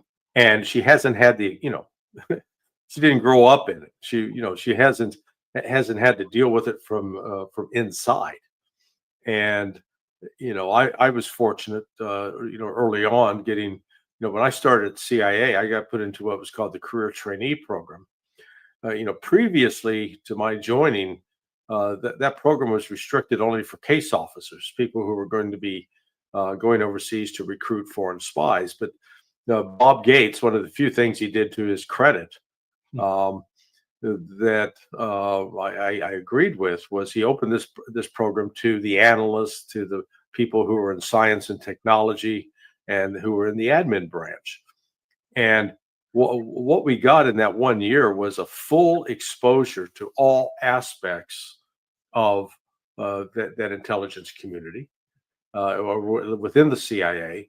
And then in my next jobs at State, where I worked with FBI and with other elements of the intelligence community. And then when I got into doing the military exercises with JSOC, you know, I was dealing with the whole panoply, you know, all 17, you know, they keep counting, they keep hearing now, it's 18 intelligence agencies, supposedly, it was 17, but, you know, I was able to acquire experience over that course, seeing sort of how the whole sausage is being made. And that included, I was read into a lot of SAPs that are not, that go beyond the top secret program. Well, she didn't have that background, you know, and it's easy to come in and just get the mushroom treatment. They can cover you with manure and keep you in the dark, and you don't necessarily know that that's what's happening to you. So she's learning, and I hope she starts to hold these people accountable, because there've been lots of lying going on. Yep. And I would just throw into that too something that I learned big time when I was at State. Dana Priest's article, 2-part article in the Washington Post, sort of exposed this when she talked about 800,000+ top secret code word clearances. There are a lot of civilians, hundreds of thousands of civilians now embarked on this intelligence business, and sometimes doing as much damage as those inside. Yeah. Colonel, by the way, it seems that the case of Iran is much more serious for Donald Trump and his administration, because we see that Lindsey Graham, together with Tom Cotton, prepared a document that says no agreement with Iran unless they have to dismantle the enrichment of uranium totally, without any sort of exception or any sort of article being mentioning that. They have to destroy everything, their capability to enrich uranium. Unless we're not going to abide by, we're not going to accept it. Do you think this panic comes from Lindsey Graham and Tom Cotton? It's something comes from Netanyahu and Israel? The latter, but probably with accord on the part of both Cotton and Graham. And let me say 2 things about that. I could be kind and say that that's his bad cop. That's Trump's bad cop, and he's got them doing that sort of thing. I won't be kind, and I'll say that look at what Marjorie Taylor Greene just said and affected with others in defeating that lousy piece of legislation that was unconstitutional as hell and was coming out essentially to say, if I say you're an anti-Semite, I can jail you tomorrow morning without any due process whatsoever, and things like that. They're losing their own party. Congressman, senator by senator, they're losing their own party. I watched a budget hearing 2 days ago, and I was astounded at what some of the things the Republicans on that committee, I think it was the budget committee, because I didn't recognize a lot of the people, and it's big, so it probably was the House Budget Committee. And when AOC spoke up and talked about having 800 bases and China only had 1, I wanted to say, oh, no, they probably have about 8 to 10, depending on what you count a base. But you're right, we do have between 750 and I didn't hear that kind of word. And I know I didn't hear any Republicans accept it and say, yeah, that is a drain on the Treasury. So he's losing some Republicans. We're losing Republicans. The country is losing Republicans. Good, I say, and I'm a Republican, because of the stupidity of what we've been doing for the past 30 years. You just can't be that stupid consistently and sit in the Congress. I think we're going to see more of them deserting. Yeah.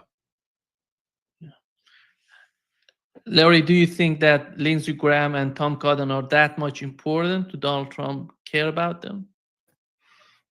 Trump, I still don't understand why Trump plays golf with Lindsey Graham as much as he does. Playing with the enemy. Yeah. But Trump, Trump is still, as Colonel Wilkerson has frequently said, Trump always comes to a conclusion based upon the last person he talked to.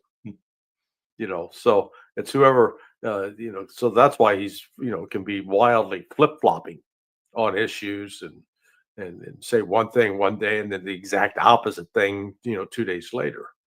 But I think Trump's desire to secure a victory.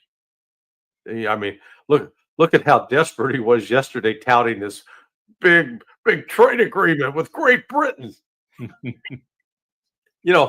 Apart from Scotch, I can't name another major import from Great Britain, it's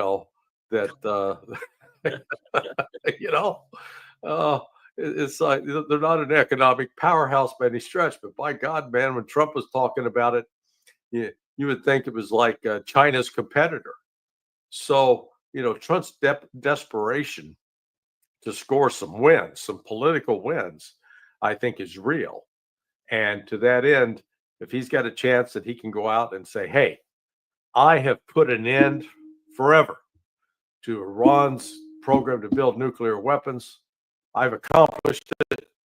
He's not going to say, basically, I've gone back to JCPOA. I just haven't put a 10-year limit on it. Yeah.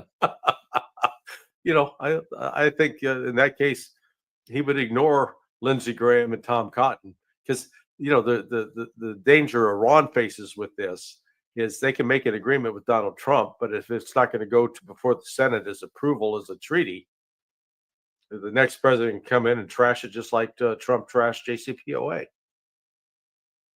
In light of what Larry said about the volatility of Trump's character, I can't wait until he's been shown, probably by exit, videos of the Russian parade in Moscow. Oh, yeah.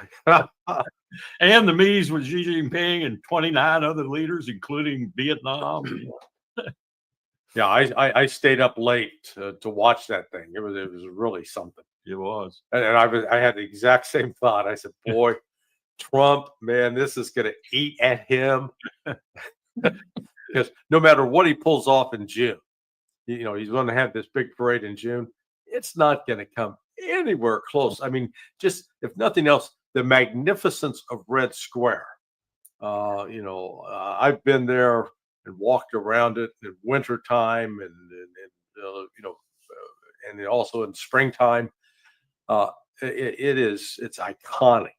And the Washington Mall doesn't even begin to compare. And so Trump, oh yeah, Larry's right. This is going to eat at him.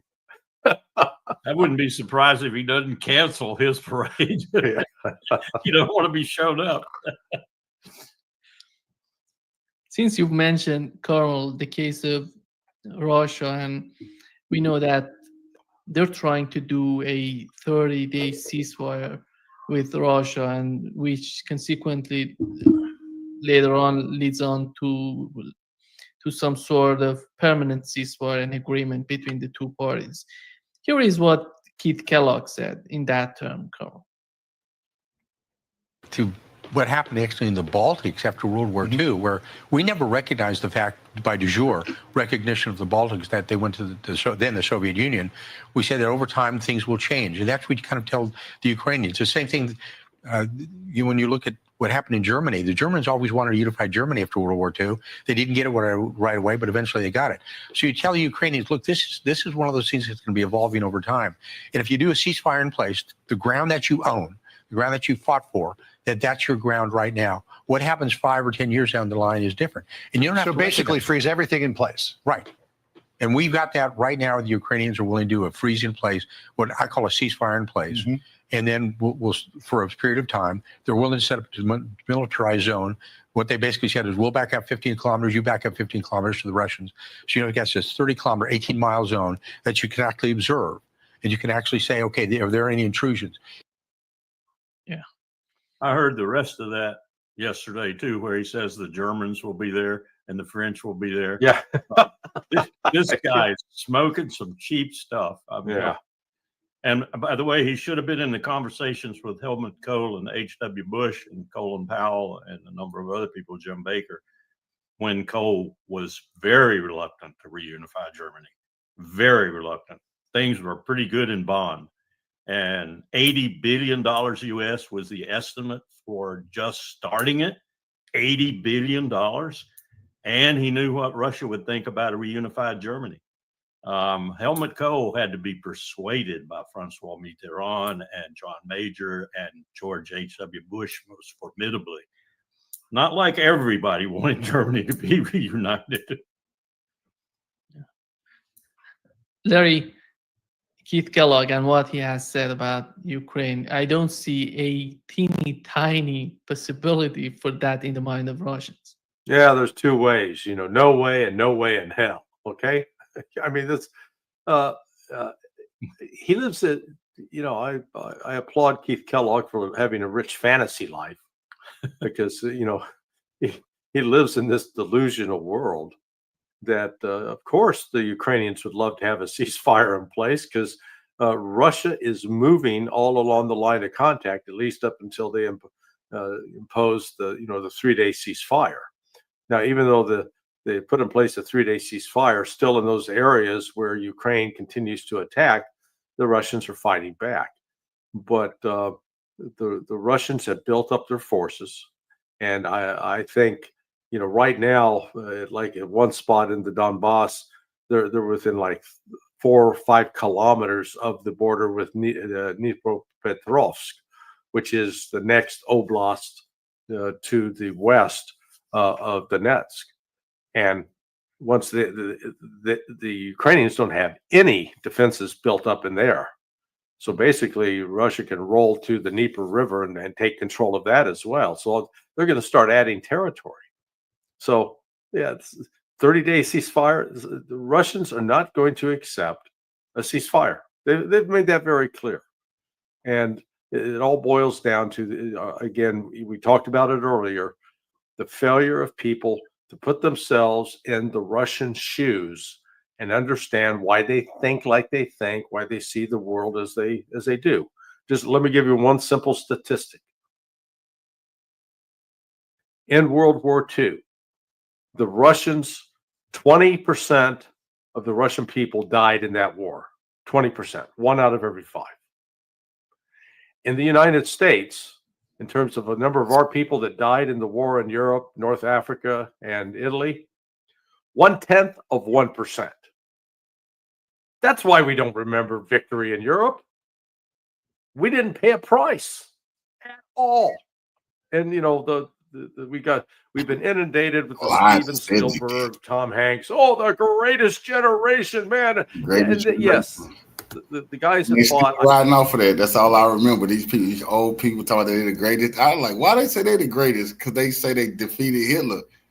Now, when you find out it was the Russians who defeated, so you were saying the Russians are the greatest generation, but no, the U.S. World War II veterans gave themselves that label and lied to the American people, put in their history books, the Allies. I remember always hearing about D-Day invasion. That was the big man. Hitler was finished. When I found out Hitler was already done, by the time they did it, I was like, oh, what a fucking scam.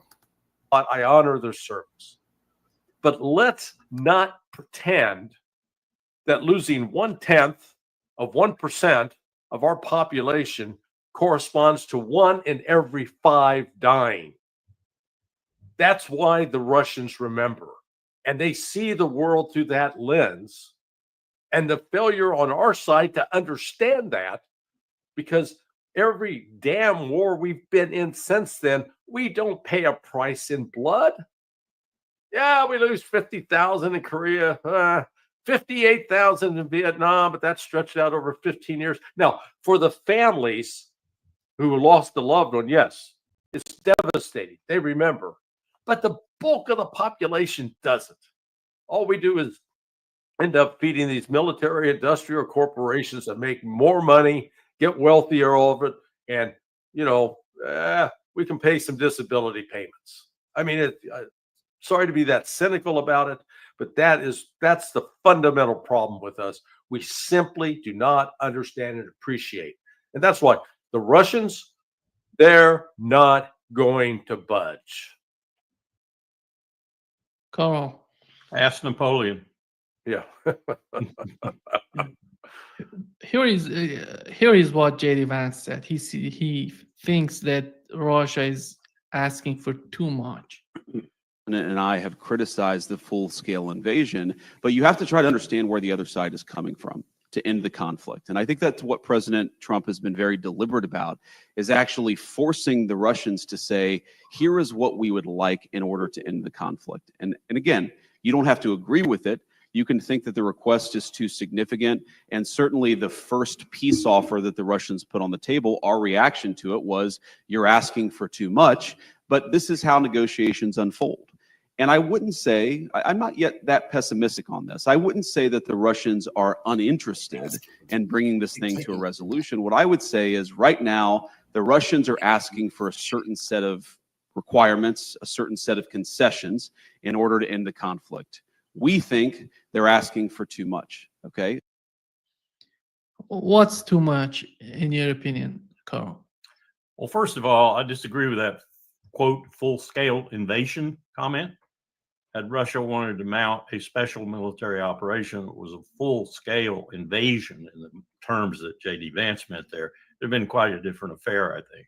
They might have still had some initial problems, but it had been quite a different affair. I think he's basically speaking the truth with one exception, and it is a glaring exception, and that is that Putin has absolutely no reason to concede anything that he wants. None whatsoever. Yeah. When you look at who started this war, who the war was really between, Washington and Moscow, and NATO and Moscow, the proxy relationship Ukraine assumed in that, regardless of the blood she shed, and that's a crime for us, not a crime for Russia.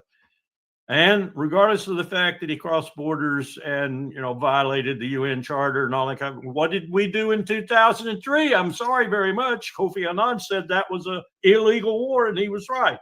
So, I mean, he didn't do anything that was that egregious. He just did something to protect, in an existential way, he believes, and I think he's right, what might have been a real threat to Moscow and to Russia and the CSTO. So, JD, no matter what you say to gain posture in the negotiations, you're going to have to, if you want this to end on some kind of reasonable basis, you're going to have to concede almost everything, if not everything, that Putin wants. So that's the reality of it. Now, he's not going to say that because he wants to be president when Trump is gone. And he knows he's got to run against Rubio. And they're both getting ready to, you know, mount their campaigns, as it were. That is if Trump surrenders. But, you know, it was a reasonable comment for him to make as a part of the negotiations, but I got to give him credit for that. But on the other hand, it shows, and they're not willing to admit how much of this that they could admit politically, I think, and get away with it, because the American people, 62% now, almost of all stripes, are for this war shutting down.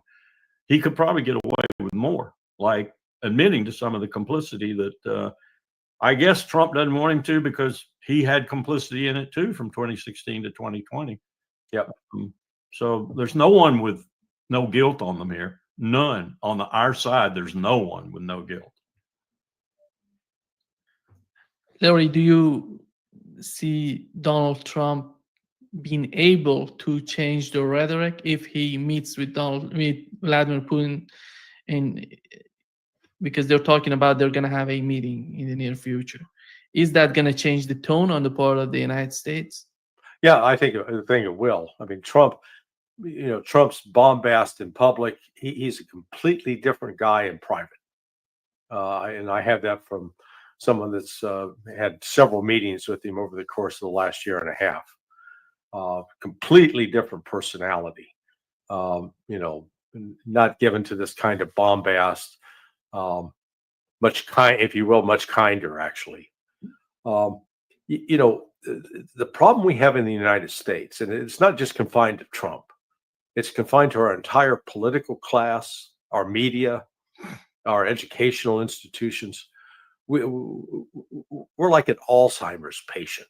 We have no memory of how we got to where we are. And in contrast, you know, go back to, let's call it the birth of Vladimir Putin. In 1999 was really the pivotal year that has shaped, I think, what Putin is today. Because on March 12th of that year, Bill Clinton brought in Poland, Czech Republic, and Hungary into NATO, expanded it to the east, something that the Russians have been told we wouldn't do. 2 weeks later, NATO invades Serbia. And Serbia at the time was seen as an ally of Russia.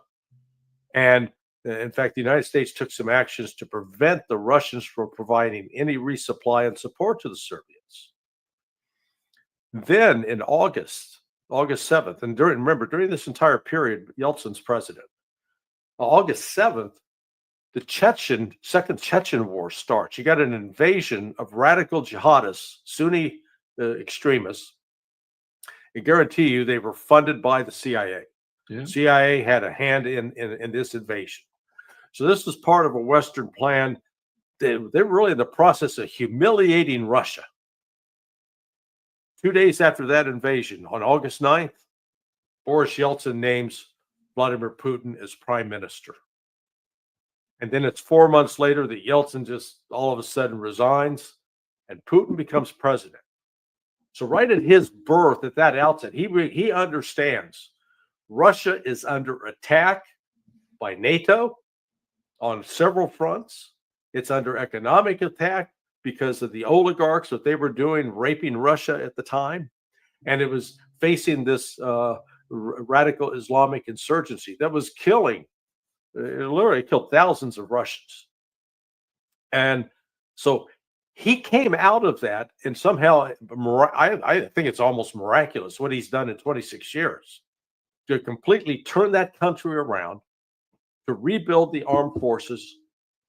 And even though he had made repeated attempts to try to placate NATO, to join NATO, to work in peace and harmony with the West, and has consistently faced intelligence operations designed to destroy Russia up until even the start of that special military operation. That's what Trump and the American, that's what we don't get on this side. We think that we like to create this narrative that, oh, Vladimir Putin wants to recreate the Soviet Empire. I mean, if I hear that crap one more time, if I'm with somebody that says that, I'll punch him in the face, just to wake him up. That is so stupid. Remember, we pushed building NATO at the time where the Russian army shrank from 3.5 million to 1.3 million over a 20-year period.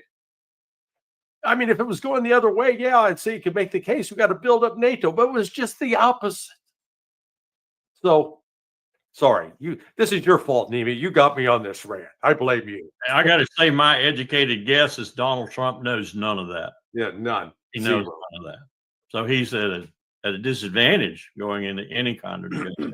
Were I Putin, and I was looking out of Moscow towards Western Europe and Eastern Europe and across the Atlantic, I would never deal with us again because we lie, cheat, and steal, and he has prima facie evidence of all of those things, and it's a threat to him.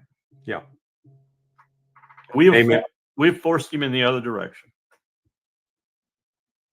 Carl, do you find it the last chance between the United States and Russia to get along with each other? Because Putin, as Larry pointed out, for more than 2 decades was trying to make some sort of arrangement between the United States and Russia to get along with the West, to be part of the West, which I'm talking about it means Russia was rejected to be in that position.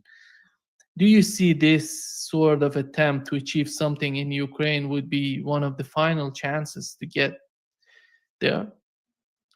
Well, what I've been saying is this inexorable movement of power that's shifting from the West back to the East where it came from 3,000 years ago is you can't do anything about it. It's happening.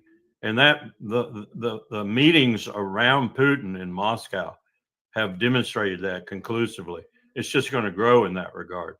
The global South, I don't know why they call it the global South. It's 3/4 of the world that's gathering to the banners of China and Russia. In that discussion, in my paper that I wrote on that, I said Russia is in both worlds, always has been, and has always found that a very difficult position, but has repeatedly, since Catherine the Great anyway, leaned more towards and tried to get into Europe and been rebuffed every time. This latest time is us and the leaders in Europe right now. Russia has to make a decision. I think Putin is going to make that decision. He is going the other way. Yeah, fully agree. They're looking, this relationship with China is not superficial. It is profound. It's deep. And despite the cultural differences, the language differences, I think both Putin and Xi have had an awakening over the course of the last 3 years to realize how not only capricious but dangerous the United States is. That it comes bearing flowers and candy, but it's carrying a gun, and all we're doing is trying to lull you into into submission, and then we can take advantage of you.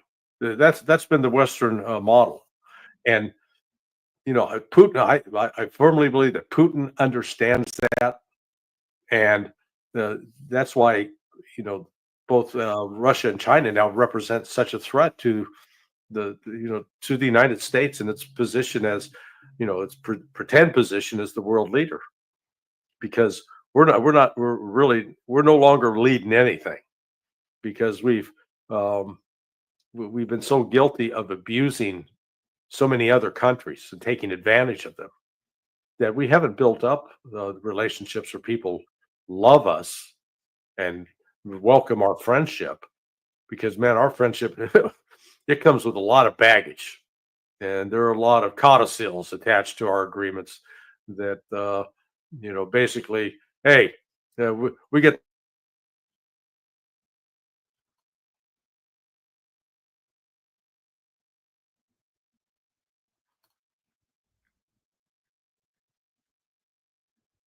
It seems that the internet connection. Yeah, Yeah. you're back there. Yeah, I'm back. We're all back here. Yeah, so it's just the United States is in we've worn out our welcome and we don't realize it yet. But the world is changing, as Colonel Wilkerson correctly pointed out. It is, when I was at the St. Petersburg International Economic Forum a year ago, 38 other countries were there, but it was the place was packed. That is a very good metaphor that Larry used there. When the United States comes in with that gun under the cake, as it were. Yeah. And this is a sad commentary. That gun is liberal democracy. That's what we've done to liberal democracy, using it as a gun to punish people, to have orange revolutions from Tbilisi, you name it. It no longer has a positive patina to it, to much of the world. Liberal democracy is anathema because it isn't liberal democracy. It's the United States of America and its empire. Yeah, and one of the other things is this whole narrative, and Colonel Wilkerson and I are both we're products of the Cold War. I mean, we grew up in the 50s and 60s. And I posed a sort of a question to the American people. I said, let's reverse the roles. Let's assume that as a result of World War II, the Germans killed 20% of our people. And then at the end of that war, the Russians, who were our ostensible allies, turned around and basically rescued senior German officers and scientists, people that had been involved in killing us, and used them as well as to build intelligence organizations to collect information on us. Do you think we'd react in a negative way towards Russia? Bet your ass we would. Well, that's exactly what we did to Russia. And so we want to pretend that this communists, they were taking over the world. It was all a lie. And we created this hostility with Russia instead of welcoming them and recognizing from the outset what they sacrificed. The entire history of the last really 80 years could have been so different. And it wasn't the Russians that caused that, it was us. I don't normally do the one-man theory of history, but if I did, I'd point a guilty finger at Allen Dulles for all of that. Yeah. Because he was central to it. And fundamentally, he did it for money. If Carl, if they fail to achieve something, a Ukrainian settlement, how is that going to influence? We know that today is a very important day for Russians, for everybody on the planet, in my opinion. And Xi Jinping is there, Lula is there, and the global South, the global majority is there. And how do you see the behavior of the global South and the reaction coming out of if if Donald Trump and his administration finally is not able to get something in Ukraine, or I'm talking about Ukrainian settlement, how is that going to influence the situation in the Middle East and with Taiwan? In so many words and simply, it is going to tell them that they are right to be worried and that they're in the right place, and that if they stay in that place and solidify that place, the empire will go away. Or the empire will, and this is my great fear, be so pressed existentially, it will think and believe, and probably so, that we'll start something big and we'll use nuclear weapons. And the place where that is looming large right now and has a confidant in the process is Taipei. Because we've got a president there again, like Chen Shui-bian was during my administration at the State Department, who wants to be independent. He's not going to go out and be stupid enough to, as CSB did, almost declare a vote for independence. Red line with Beijing, big red line. But he's doing things right now every day that put China on the qui vive for a military operation against Taiwan. And there's no way we're going to win that. So that could be the ultimate denouement of what we're doing right now in our stupidity. I hope not, but that really worries me. Larry, how about you? About China and Taiwan? Well, again, we've manufactured China as an enemy,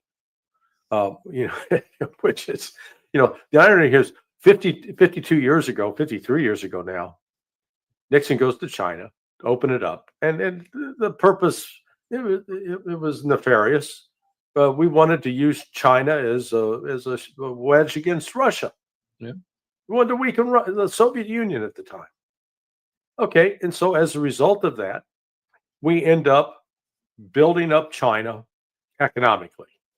And then the Chinese, not being stupid people, they find a variety of ways to make money.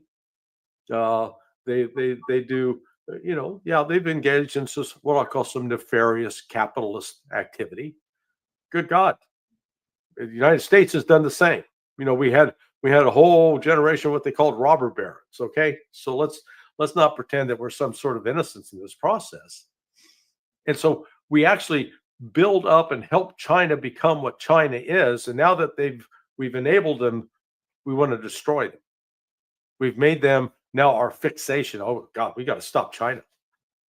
China's taken over the world. They're in Panama. We got to stop. They've been in friggin' Panama for 30 years. And they were there during Trump's first administration too. He didn't say a thing about it then. This is all a put on. The China, we now need the China as an enemy to justify $1 trillion defense budget. Because we can't, if we cut that defense budget, the economy of the United States is going to collapse. It's being artificially kept inflated or kept alive because of our endless wars. That's the sad truth about this. Colonel, just to wrap up this session, the conflict between India and Pakistan, it doesn't seem to be that much important for the mainstream media. They're not talking that much about it, but it's so much sensitive and important when you consider that both countries possess the nuclear bombs, and it can happen any moment by some decision in Pakistan or in India. Do you think that the international community is doing whatever is at their disposal to do in the terms of the conflict that is happening there? I know China and Russia are doing things. I hope we're doing things. I don't see it in the news, but I hope we're doing things like we did in 2002. As I recall, they weren't very much in the news at that time until Powell's trip was sort of exposed when we went to lecture both Islamabad and Delhi on escalation theory and so forth. But I watched that. I thought you were going to play that video. I watched that Indian Air Force general yesterday. And I was reminded of both Islamabad and Delhi when he finished his first peroration, which essentially said, as Air Force generals are wont to do, Nima, that we are going to, he said, Pakistan is little country, little country, little country. India, big, big country. We drop 100 bombs on Pakistan, disappear. They drop bombs on us if they can get them out and fired, insinuating a first strike. We want, like Mao Zedong said, I'll destroy Los Angeles and Houston and New York, and you'll destroy a couple of cities, and I'll still have 800 million people left. So, that's my deterrence. I will destroy you if you shoot one at me. I don't need many to do that. This is really a cavalier attitude. So I have to assume one of two things. This is the same way it was in 2002, maybe with a little bit of experience behind them now. And that guy is just out there for the Delhi government, who are never going to turn him loose to do what he was insinuating Delhi was going to do. That is fire 100 nuclear weapons in Pakistan and eliminate the threat just like that. And not take much themselves because they wouldn't be able to fire much. Oh, but if they were, it wouldn't hurt India that much because they're vast and deep. These are stupid words, unless that's what they are. And even then they're stupid. The civilians authorized him to say that just to get the, pucker factor up. If they are genuine words and the civilians have unleashed him, we've got a serious crisis. The other aspect to this, and I have to say thanks to the Pakistani Defense Minister Asif. I could have made a case, it would have been conjecture, that the United States has been playing a critical role, along with British intelligence, in funding, stirring up radical Sunni terrorist activity in Pakistan. But people said, well, where's your proof, Johnson? And I said, well, I don't have a document. I just, knowing how the system works, that would be my conclusion. Well, now I don't have to be conjecturing anymore, because the defense minister came out the other day, and initially he said, well, look, this terrorist attack in the Kashmir, this was staged.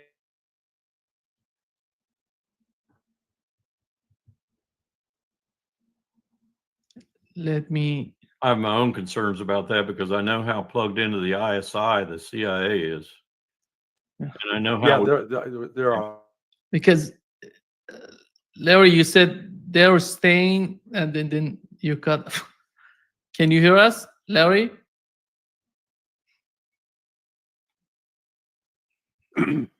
Example. This is an example where we're saying the wrong thing, and NSA is going, hey, we can't have that.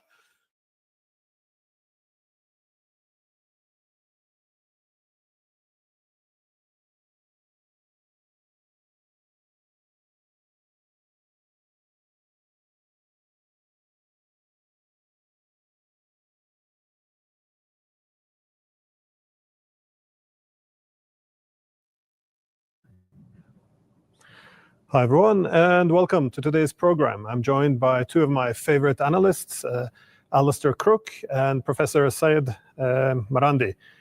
And this podcast is a bit different from my usual ones, as we're doing this in person, and also we're broadcasting from Iran, its capital, Tehran. So welcome to the both of you. Thank you. Thank you. I thought a good way to start off the discussion would be to look at the nuclear talks now between the United States and Iran. It was just before we started the program said that everything seems to be connected to everything these days. So how can we actually make sense of the complexities of these discussions? I think you have to separate them into probably about three different containers to understand it. First of all, there are the technical talks that are going. We're just about to have the fourth, I think, series of talks. And that's, in fact, there's nothing new really going on in that. In one respect, all the issues that have come up, like should Iran import enriched uranium instead of enriching inside Iran? Should the Russians be providing energy, if you like, for Iranian industry. How should all of these technical things, should enriched uranium be exported out of the country to Russia, like happened during the early part? All those things we've been through. And we're already just going around the same old treadmill on these same issues at the moment within the talks. They're looking for some new way of presenting it that will allow Trump to present it as not the same as the old, if you like, JCPOA, because that has a bad reputation in Washington. A warmed up Obama JCPOA would get a thumbs down in most of Washington and Congress, and certainly in Israel. So that's one component, if you like, compartment to this element. The second compartment really is that this touches on a deep division within the United States. And that's quite complicated. There is a large constituency that supports Israel, as we all know in Israel. But there's a constituency which we call the deep state. And this has deep structures that are untouchable in American politics. And one of them is support for Israel. Bipartisan, you're not allowed to discuss it even in presidential elections. And so that element of the deep state plus a sort of conventional thinking in the Pentagon, which has existed, if you like, since the end of the Cold War. The end of the Cold War was, the end of history, the triumph of the liberal order. And for them, it's a sort of colonial aspect to this too. And then the last one, of course, is Israel itself. Netanyahu, this has been a campaign of Netanyahu and his father, by the way, but from Netanyahu for 25 years, that Iran must be, if you like, neutered.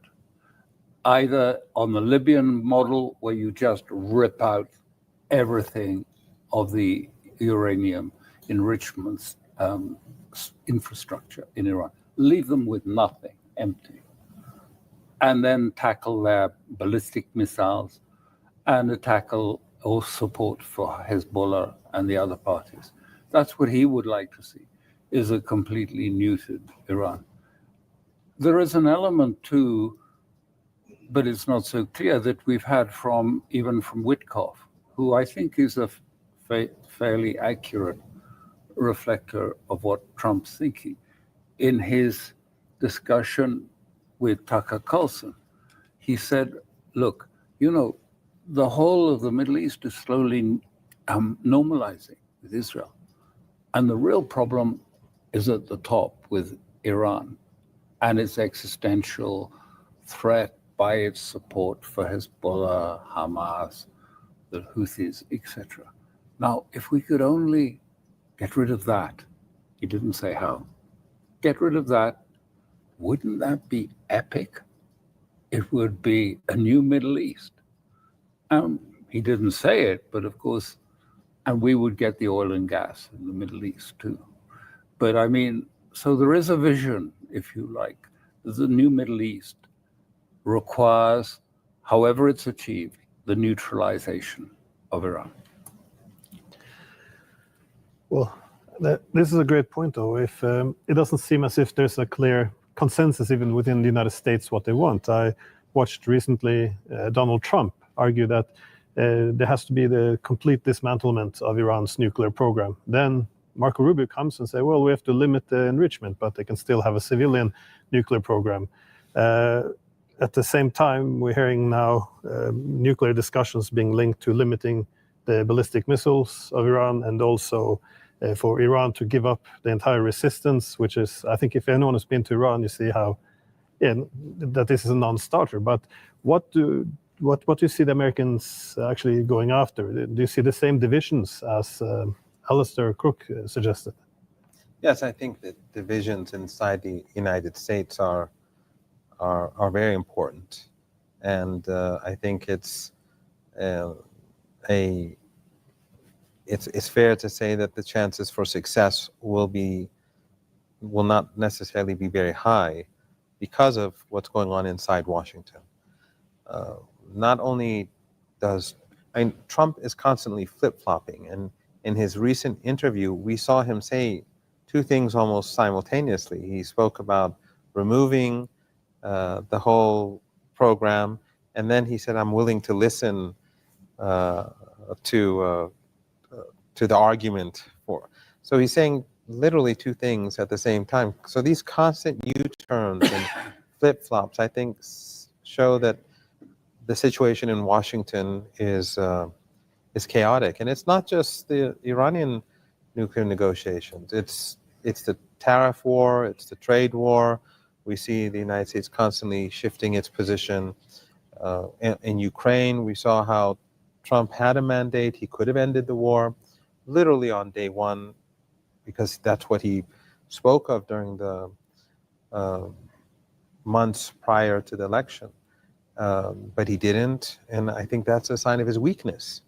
So it's not just the divisions, but I think it's a sign that Trump really isn't a very powerful and strong president. Because, as I was saying, he could have stopped the Ukraine war literally days after he came to power. He could have said, "This is not my war, this is Biden's war," as he keeps saying, even though we know that he was deeply involved in creating this crisis during his first presidency. But he could have said, "This is not my war, I'm ending it, and I'm moving on to something else." But he didn't. And so now, after over 100 days, we see that the United States is beginning to revive its military support for Ukraine. That, I think, is something that people in Iran are monitoring. They're saying that, well, if he's that weak, then how is he going to be able to be steadfast when it comes to negotiating with us? And then there's the issue of the negotiations over Gaza. That was his ceasefire. It wasn't Obama's. It wasn't Biden's, where he could say it was the worst agreement in the world. Witkoff was behind the talks. We heard that he read the riot act to Netanyahu on a Saturday afternoon. But then literally after the ceasefire was enforced, and literally days after, a couple of weeks after, he spoke about ethnic cleansing and that the Palestinians must be removed. So the first, second, third phase of this ceasefire, which was all negotiated and agreed upon, suddenly all went out the window. So on the one hand, we see a weak Trump. On the other hand, we see a Trump that constantly flip-flops. And also we see a Trump who does not abide or respect his own agreements, because Witkoff is his man. So for the Iranian side, the question is, which Trump? And even if Trump does sign an agreement, let's say there is somehow an agreement negotiated, who's to say that we won't wake up in the morning and we'll see something on Truth Social where Trump says, I'm not going to do this anymore? Well, I like the comparison because we do see the same in Ukraine. Trump has two men. He has Witkoff, which seems to recognize the Russian security concern. Then he has Kellogg. Now, with Iran, you see similar, I guess, indecision. Some suggest that it's time to remove Iran as seen as being the key problem, while others think they can make a deal. But within this, I guess, weak presidency of Trump, to what extent do you see Israel being able to swing, or do they want to swing the United States towards war? And do you see them being successful towards this end? It's much more than indecision in the Trump team. There is indecision. But it is really, when it comes to the negotiations in Ukraine with Russia, it is something much more profound. There is no sustaining, if you like, team that does the work that should be done in any professional, if you like, government, of examining the processes and devising a strategy. There was no strategy. We came across just before the election, it seems that Kellogg put forward his strategy, which was just to copy the Korean practice, that where let's have a ceasefire, political discussions, later, afterwards. and tried to implement the same thing on Russia. Let's have a ceasefire. Now, I've been involved in a number of ceasefires negotiations. They're complex things that to provide. You've got to make provision for when it breaks down. It will break down. How are you going to manage that? What happens then? How is it going to affect the talks? And none of this was done. I mean, they go like, rather, can I say it, rather naively, to Riyadh and think that you just sort of flick your fingers and a ceasefire comes into being, and then you put pressure on Putin to do the same. But has no one listened to what Putin said on the 14th of January of last year when he gave the speech to the foreign ministry? And he said very clearly, this is the conditions for a ceasefire. It involves the 4 oblasts that are now part of the Russian state. They are not going to be, they have to be evacuated from Ukraine. That is the start of a ceasefire.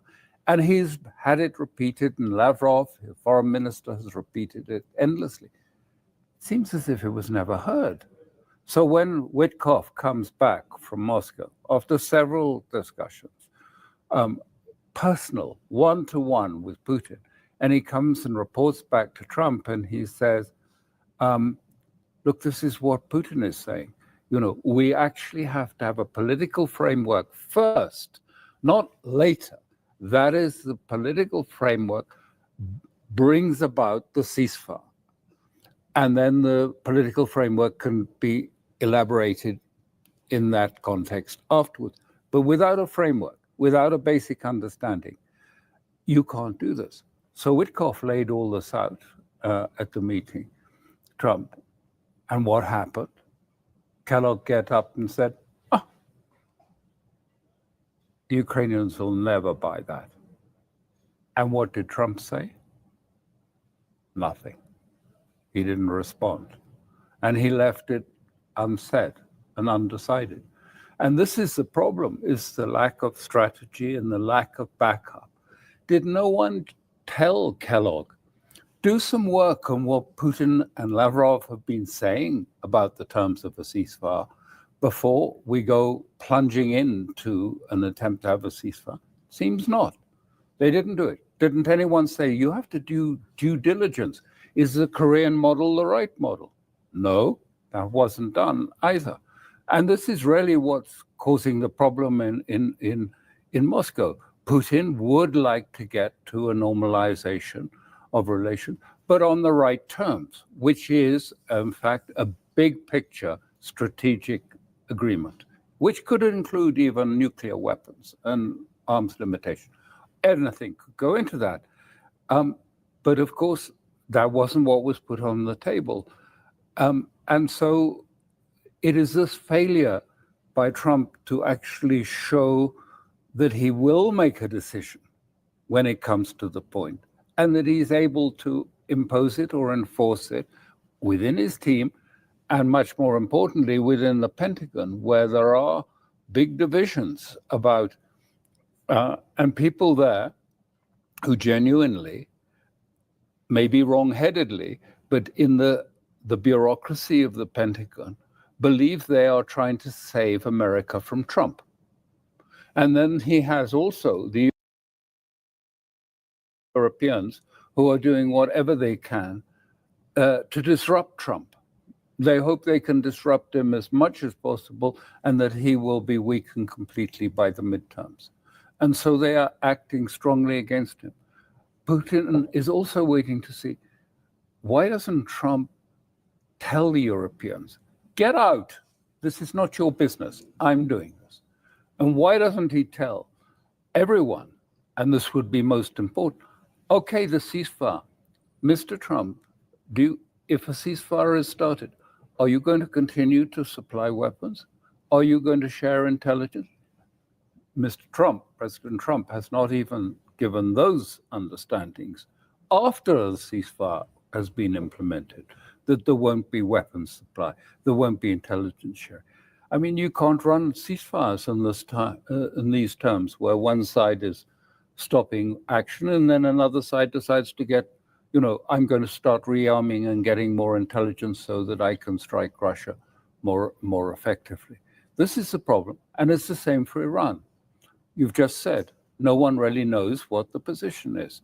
Has he sorted it out? He had a member of his team, Wolves, who's now been dismissed for doing a different policy, it seems. That's what the Washington Post describes in their own article, saying that Wolves was privately having discussions with Netanyahu about an attack on Iran, unknown to Trump.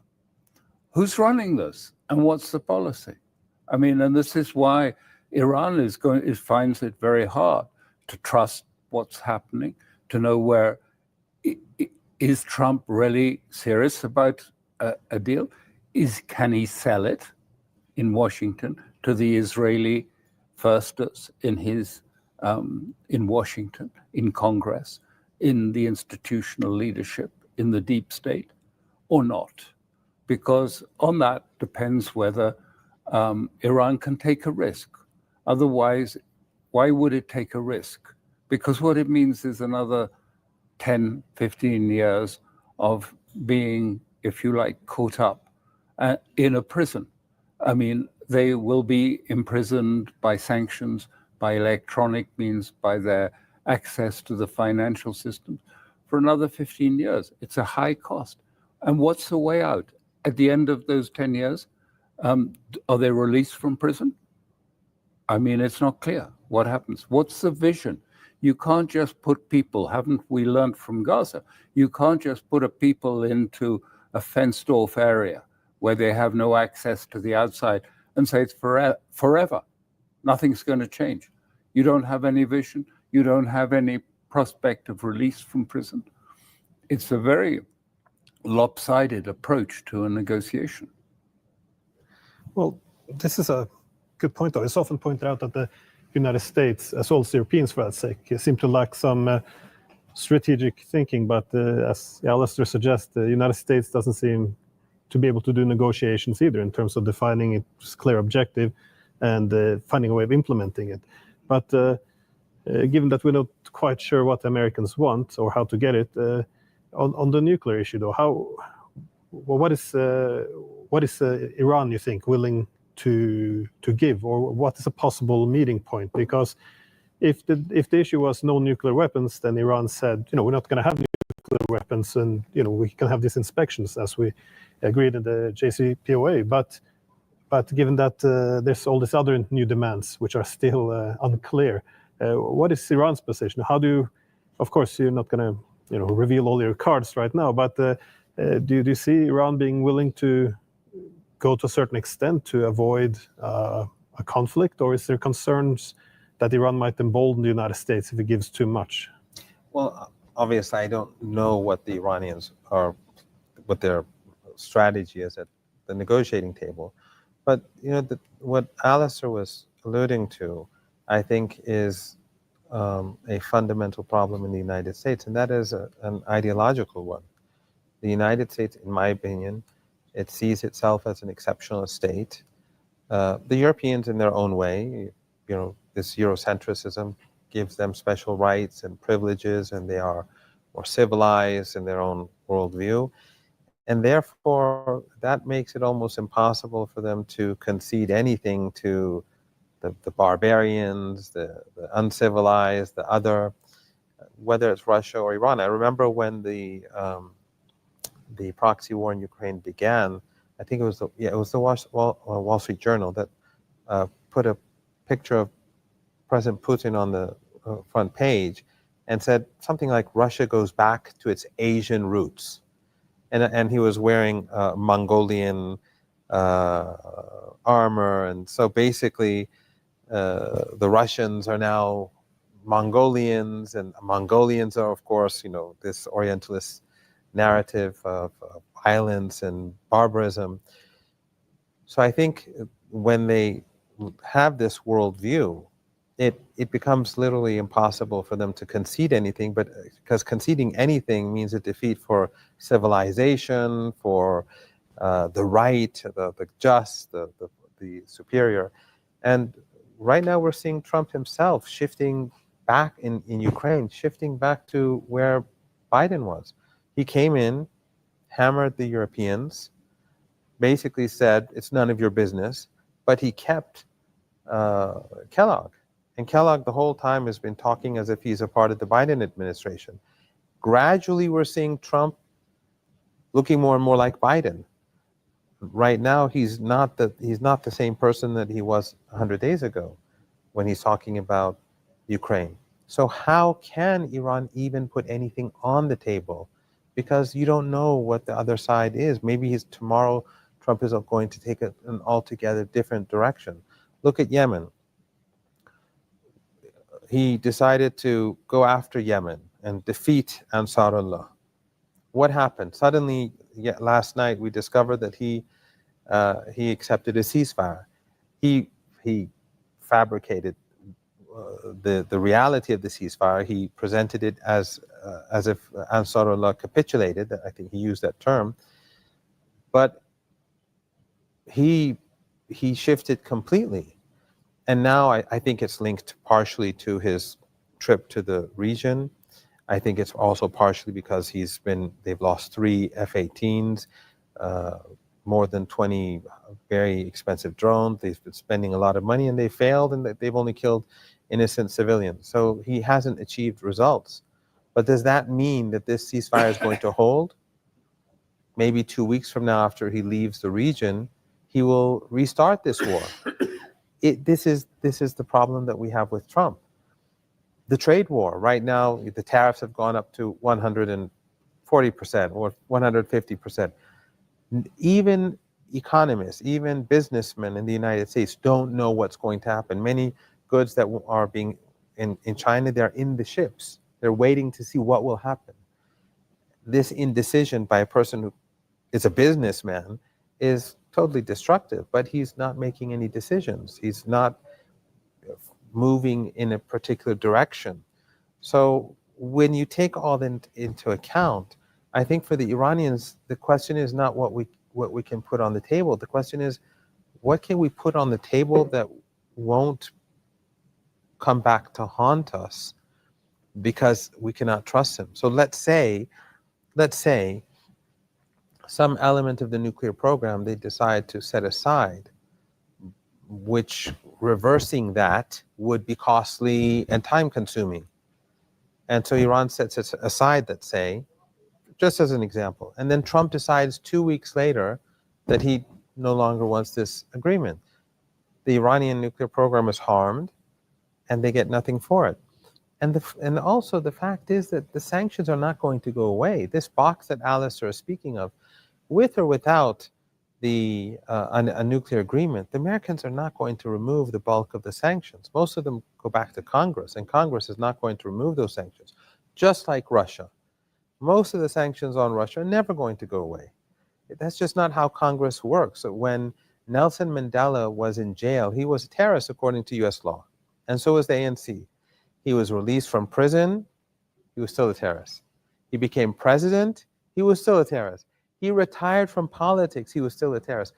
I think it was in 2009 or 10 or so that they finally removed him from the terror list in the United States. That's how Congress works. So I don't think there's much that Trump can offer on the one hand. So what does Iran put on the table?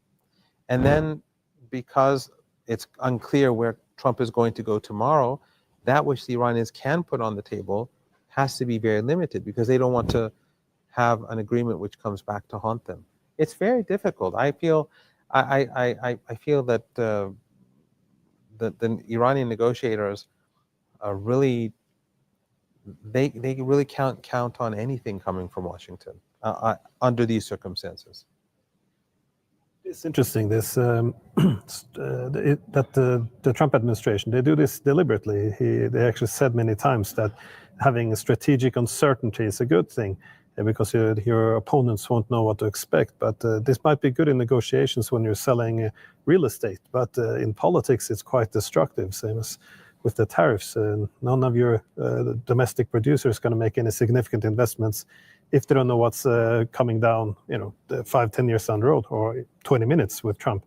And I guess it's the same with these wars, trying to negotiate, be it the conflict with Iran or the actual war with Russia. I think this is not uncertainty. I think they portray it as such, the art of the deal. But in reality, I think this is just chaos. No one's behind the wheel. Yes. Well, negotiations do become more difficult then.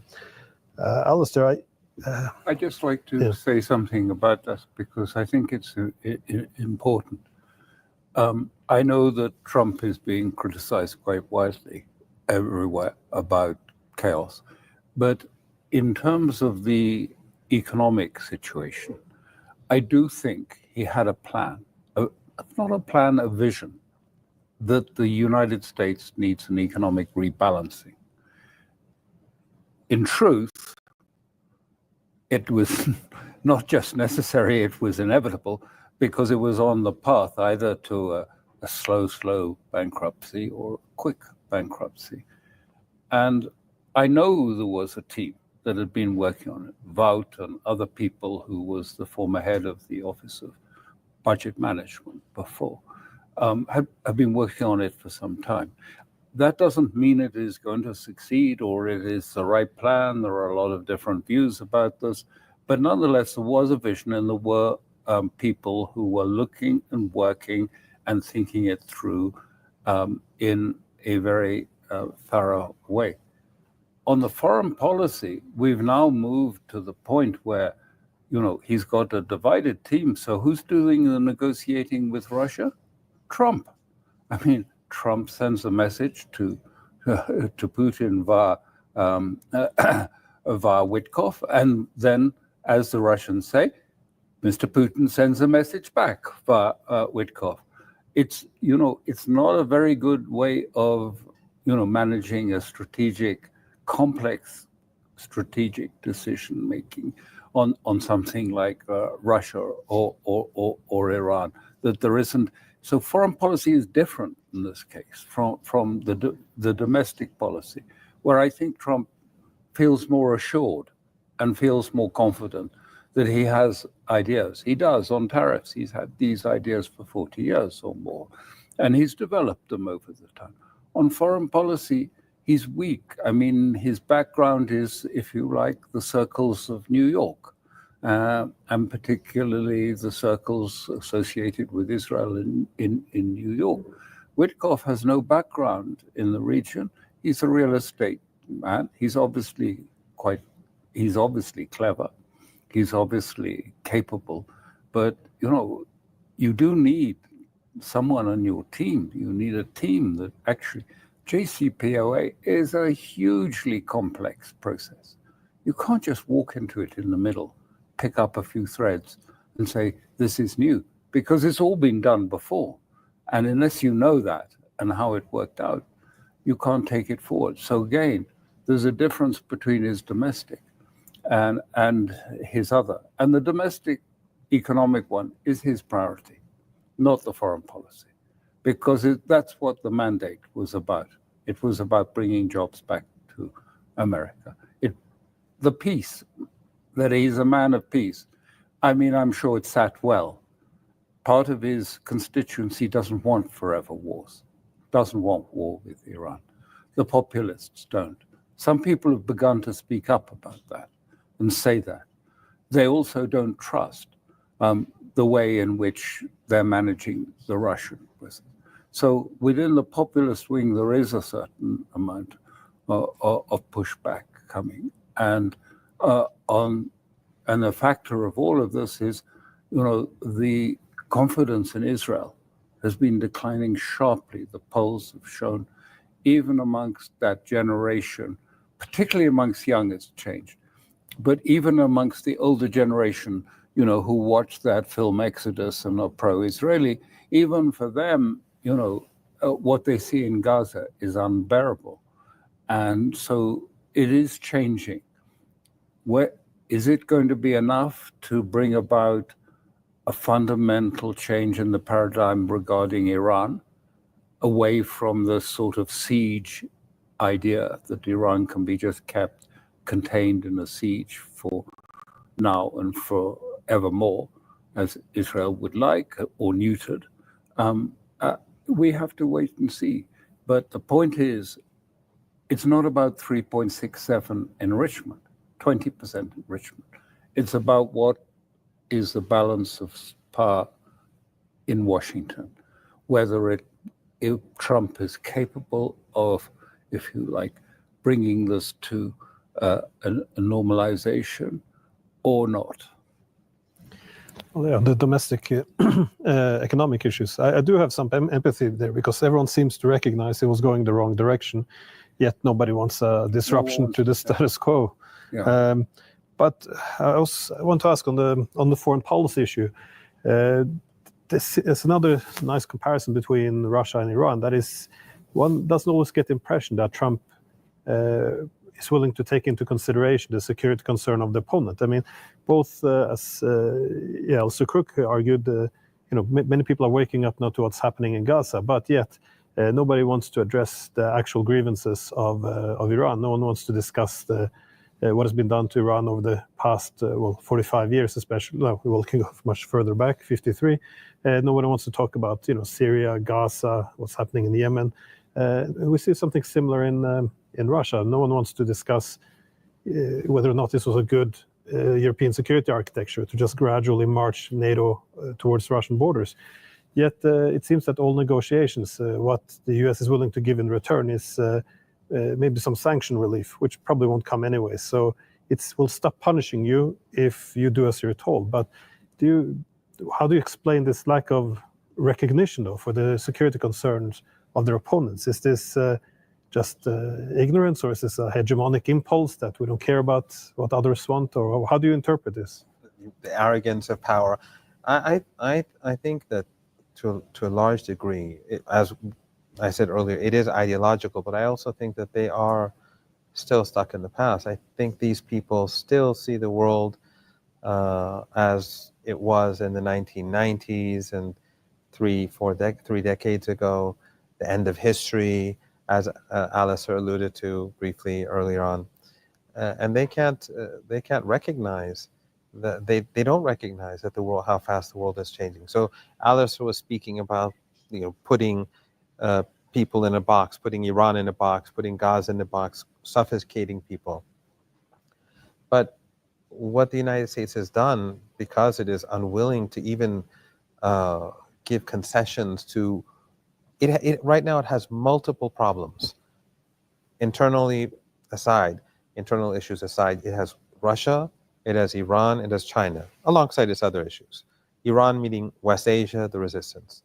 It's unwilling to even make sacrifices or concessions for even one of these three in order to put more pressure on the other two. You would think that Trump, if he wanted to put more pressure on the axis of resistance and on Iran, that he would succeed, or he would be highly motivated to come to some sort of rapprochement with Russia, or to at least to ease tensions, to give the concessions that Russia demands to end this, so that he could focus on Iran and on China, or the other way around. But he won't do that. He simultaneously is unwilling to step back, whether it's because he's weak, whether it's because because we don't know who Trump really is. I don't know what he's going to say tomorrow about any of these issues. But whether he's weak, whether he's under pressure, whether it's the people around him are divided, whether it's all of these together, he can't make these decisions. He's unwilling to do so. And I think that is because the United States just does not want to concede ground. Even though the U.S. Secretary of State recently spoke about a multipolar order, whatever that means, I don't think he really believes it. That's just lip service. But at the end of the day, it's America. Trump even said, I didn't see this myself, but apparently he said that he's sort of like ruling the world and he enjoys it.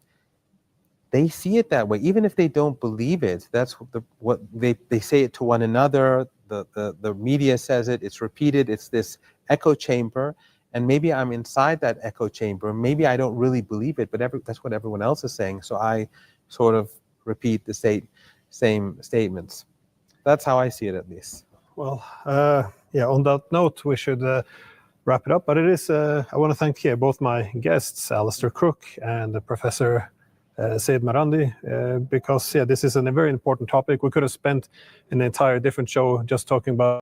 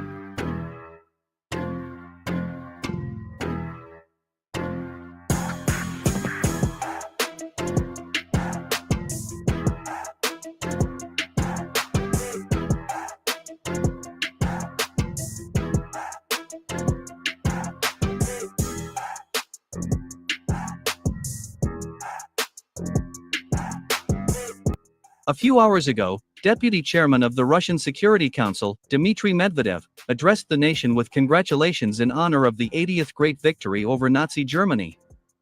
At the same time, it is worth noting that after this congratulation, Dmitry Medvedev made shocking statements against Russia's enemies.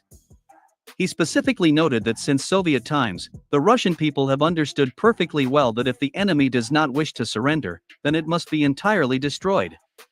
Dmitry Medvedev also advised the West to learn the text of the anthem of the strategic missile forces of the armed forces of the Russian Federation. He called on Western warmongers to pay attention to the words of this anthem. In particular, this anthem says that when the strategic missile forces enter the battle, the enemy is completely destroyed, and after that, there is deathly silence everywhere. Thus, Dmitry Medvedev reminded the West of Russia's unprecedented power, and that if Moscow's enemies continue to engage in provocations, they will feel all the negative consequences of their rash actions on their own skin. In simple terms, Dmitry Medvedev indicated that if Moscow's adversaries do not stop, and do not acknowledge their defeat, Russia will be compelled to completely destroy Ukraine, along with the entire West.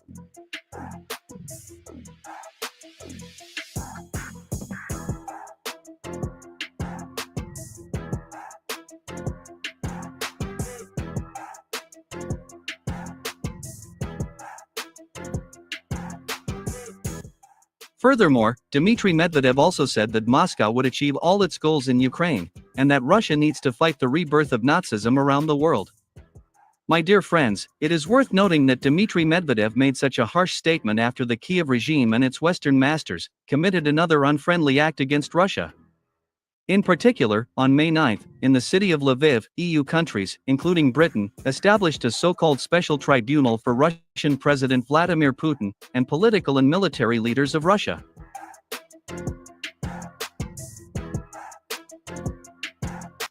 At the same time, it is worth noting that the United States was not among the signatories of the declaration on the establishment of a special tribunal for Putin. Polish Foreign Minister Radoslaw Sikorski clarified that the suspension of U.S. participation in the process of setting up a tribunal for the Russian president was one of the important concessions that the Trump administration made to Vladimir Putin. However, this did not prevent U.S. Treasury Secretary Scott Bessent from calling Vladimir Putin a war criminal.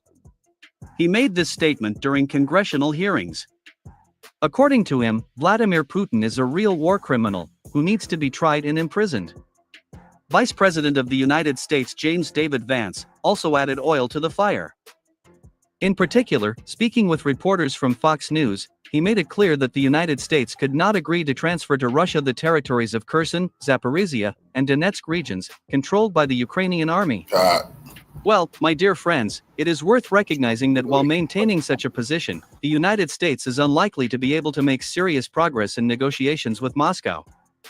However, everything that is happening indicates that Vladimir Putin doesn't hold out much hope for negotiation. This, as we go forward the next few months, is where we're going to find out if the U.S. want to continue as a country or not. Or if they want to go up in flames, come on, man. Putin already told him he got the upper hand. They can't do nothing with him and his military. They know it. But if they just want to talk crazy or play crazy, he's a lawyer. He strategically has played his case and presented his case to the world. The world, and I keep telling people this, the world won't give a shit if the U.S. go up in nuclear ashes. The world is tired of the U.S. like they was tired of Rome. They're always tired of oppressive dynasties. And is preparing to resolve the Ukrainian issue solely through military force.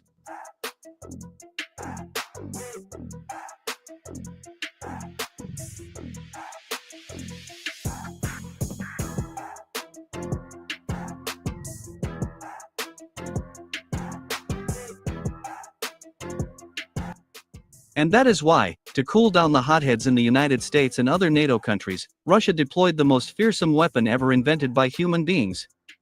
In particular, it became known that a few days ago, Russia's most classified submarine, the K-329 Belgorod, left its base and headed for the Kara Sea. Later, this submarine mysteriously disappeared from NATO radars.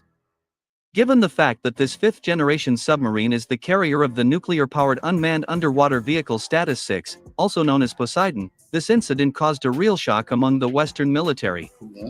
The fact is that these underwater drones are capable of destroying continents at a distance of up to 10,000 kilometers, while moving at a depth of 1 kilometer, at a speed of more than 200 kilometers per hour.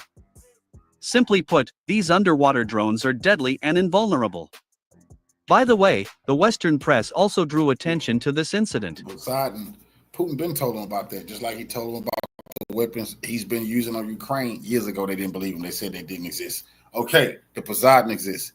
If he released that missile anywhere near your coastline, everybody die. Wipe it all out. In the end of the East Coast, if you release it on the West Coast, end of the West Coast, release it anywhere near the southern tip of America, they gone too. Yeah, anywhere near Europe, that's your ass. Wipe everything out. There's nothing you can do about it because it's coming up from under the sea. There's nothing they can do about it.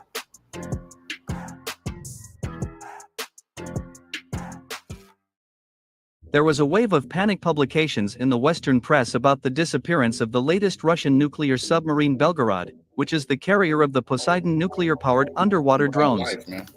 Later, a Russian submarine was found. However, this situation has raised numerous questions from Western military and experts. My dear friends, in this video, I will tell you in detail about the mysterious campaign of the newest Russian submarine and its political consequences. The Western press burst into a series of publications about the mysterious disappearance from NATO radars of the newest Russian nuclear submarine Belgorod in the Kara Sea. According to experts, this could indicate that the Russians are preparing to undermine the Poseidon nuclear-powered underwater drone to demonstrate the power and test new technologies. Let me remind you that the fifth-generation nuclear submarine Belgorod entered the Russian fleet on July 8, 2022. The main purpose of this submarine is to launch Poseidon drones into the waters of the oceans, capable of carrying both conventional and atomic charges.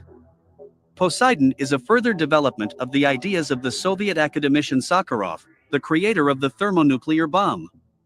It was academician Sakharov who was the first to propose secretly placing a thermonuclear bomb off the east coast of the United States.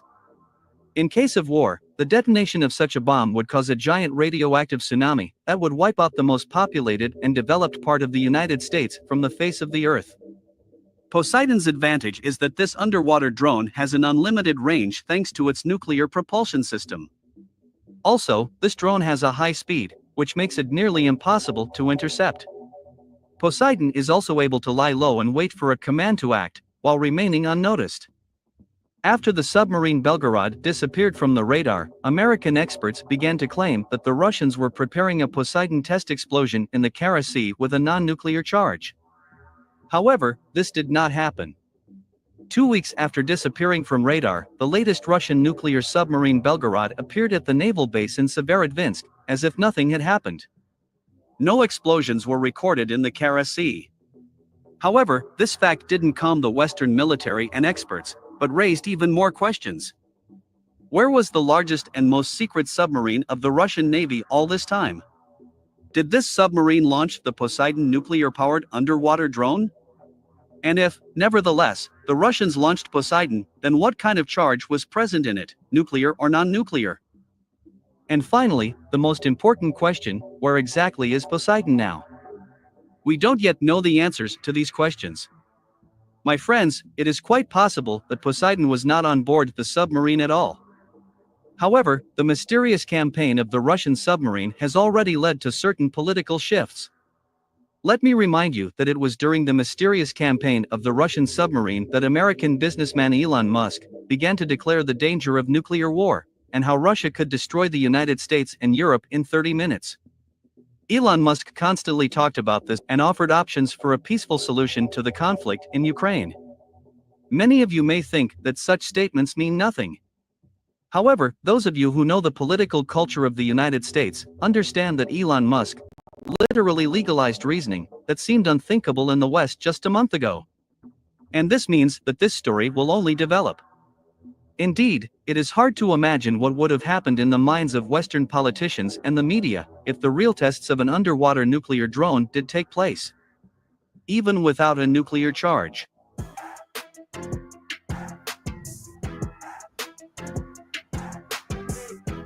Commenting on the latest news related to the underwater drone Poseidon, reputable military expert Konstantin Sivkov said that Russia had sent a clear signal to the West. At the same time, this expert, known for his connections in the Russian Defense Ministry, said that Russia has already deployed these deadly underwater drones off the coasts of all unfriendly countries, including the United States. According to him, these drones are on standby and waiting for the order to attack.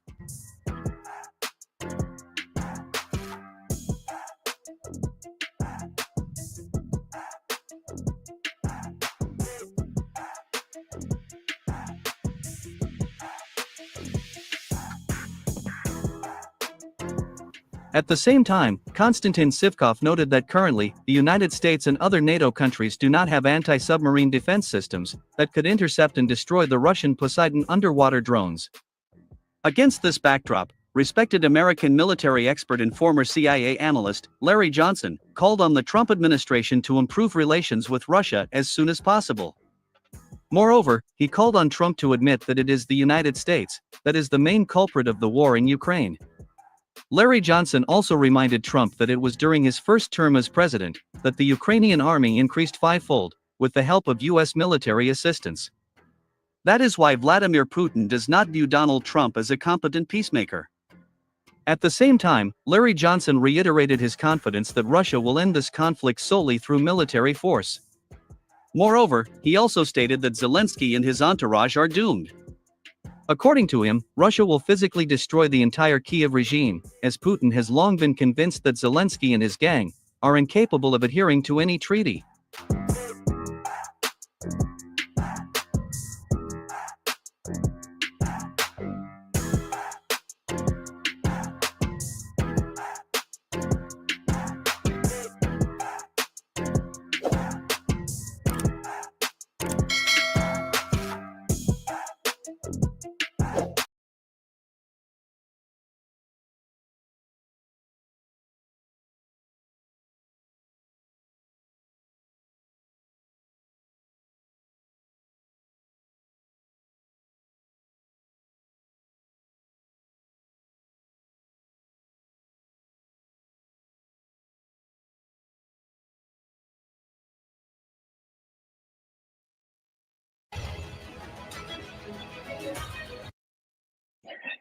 In Moscow, Ray McGovern, which I'm sure received extraordinary adulation, rightly so, and extraordinary coverage in Moscow, but barely a peep over here. Tell us what you saw, and we're going to put up a picture of you where you're 2 people away.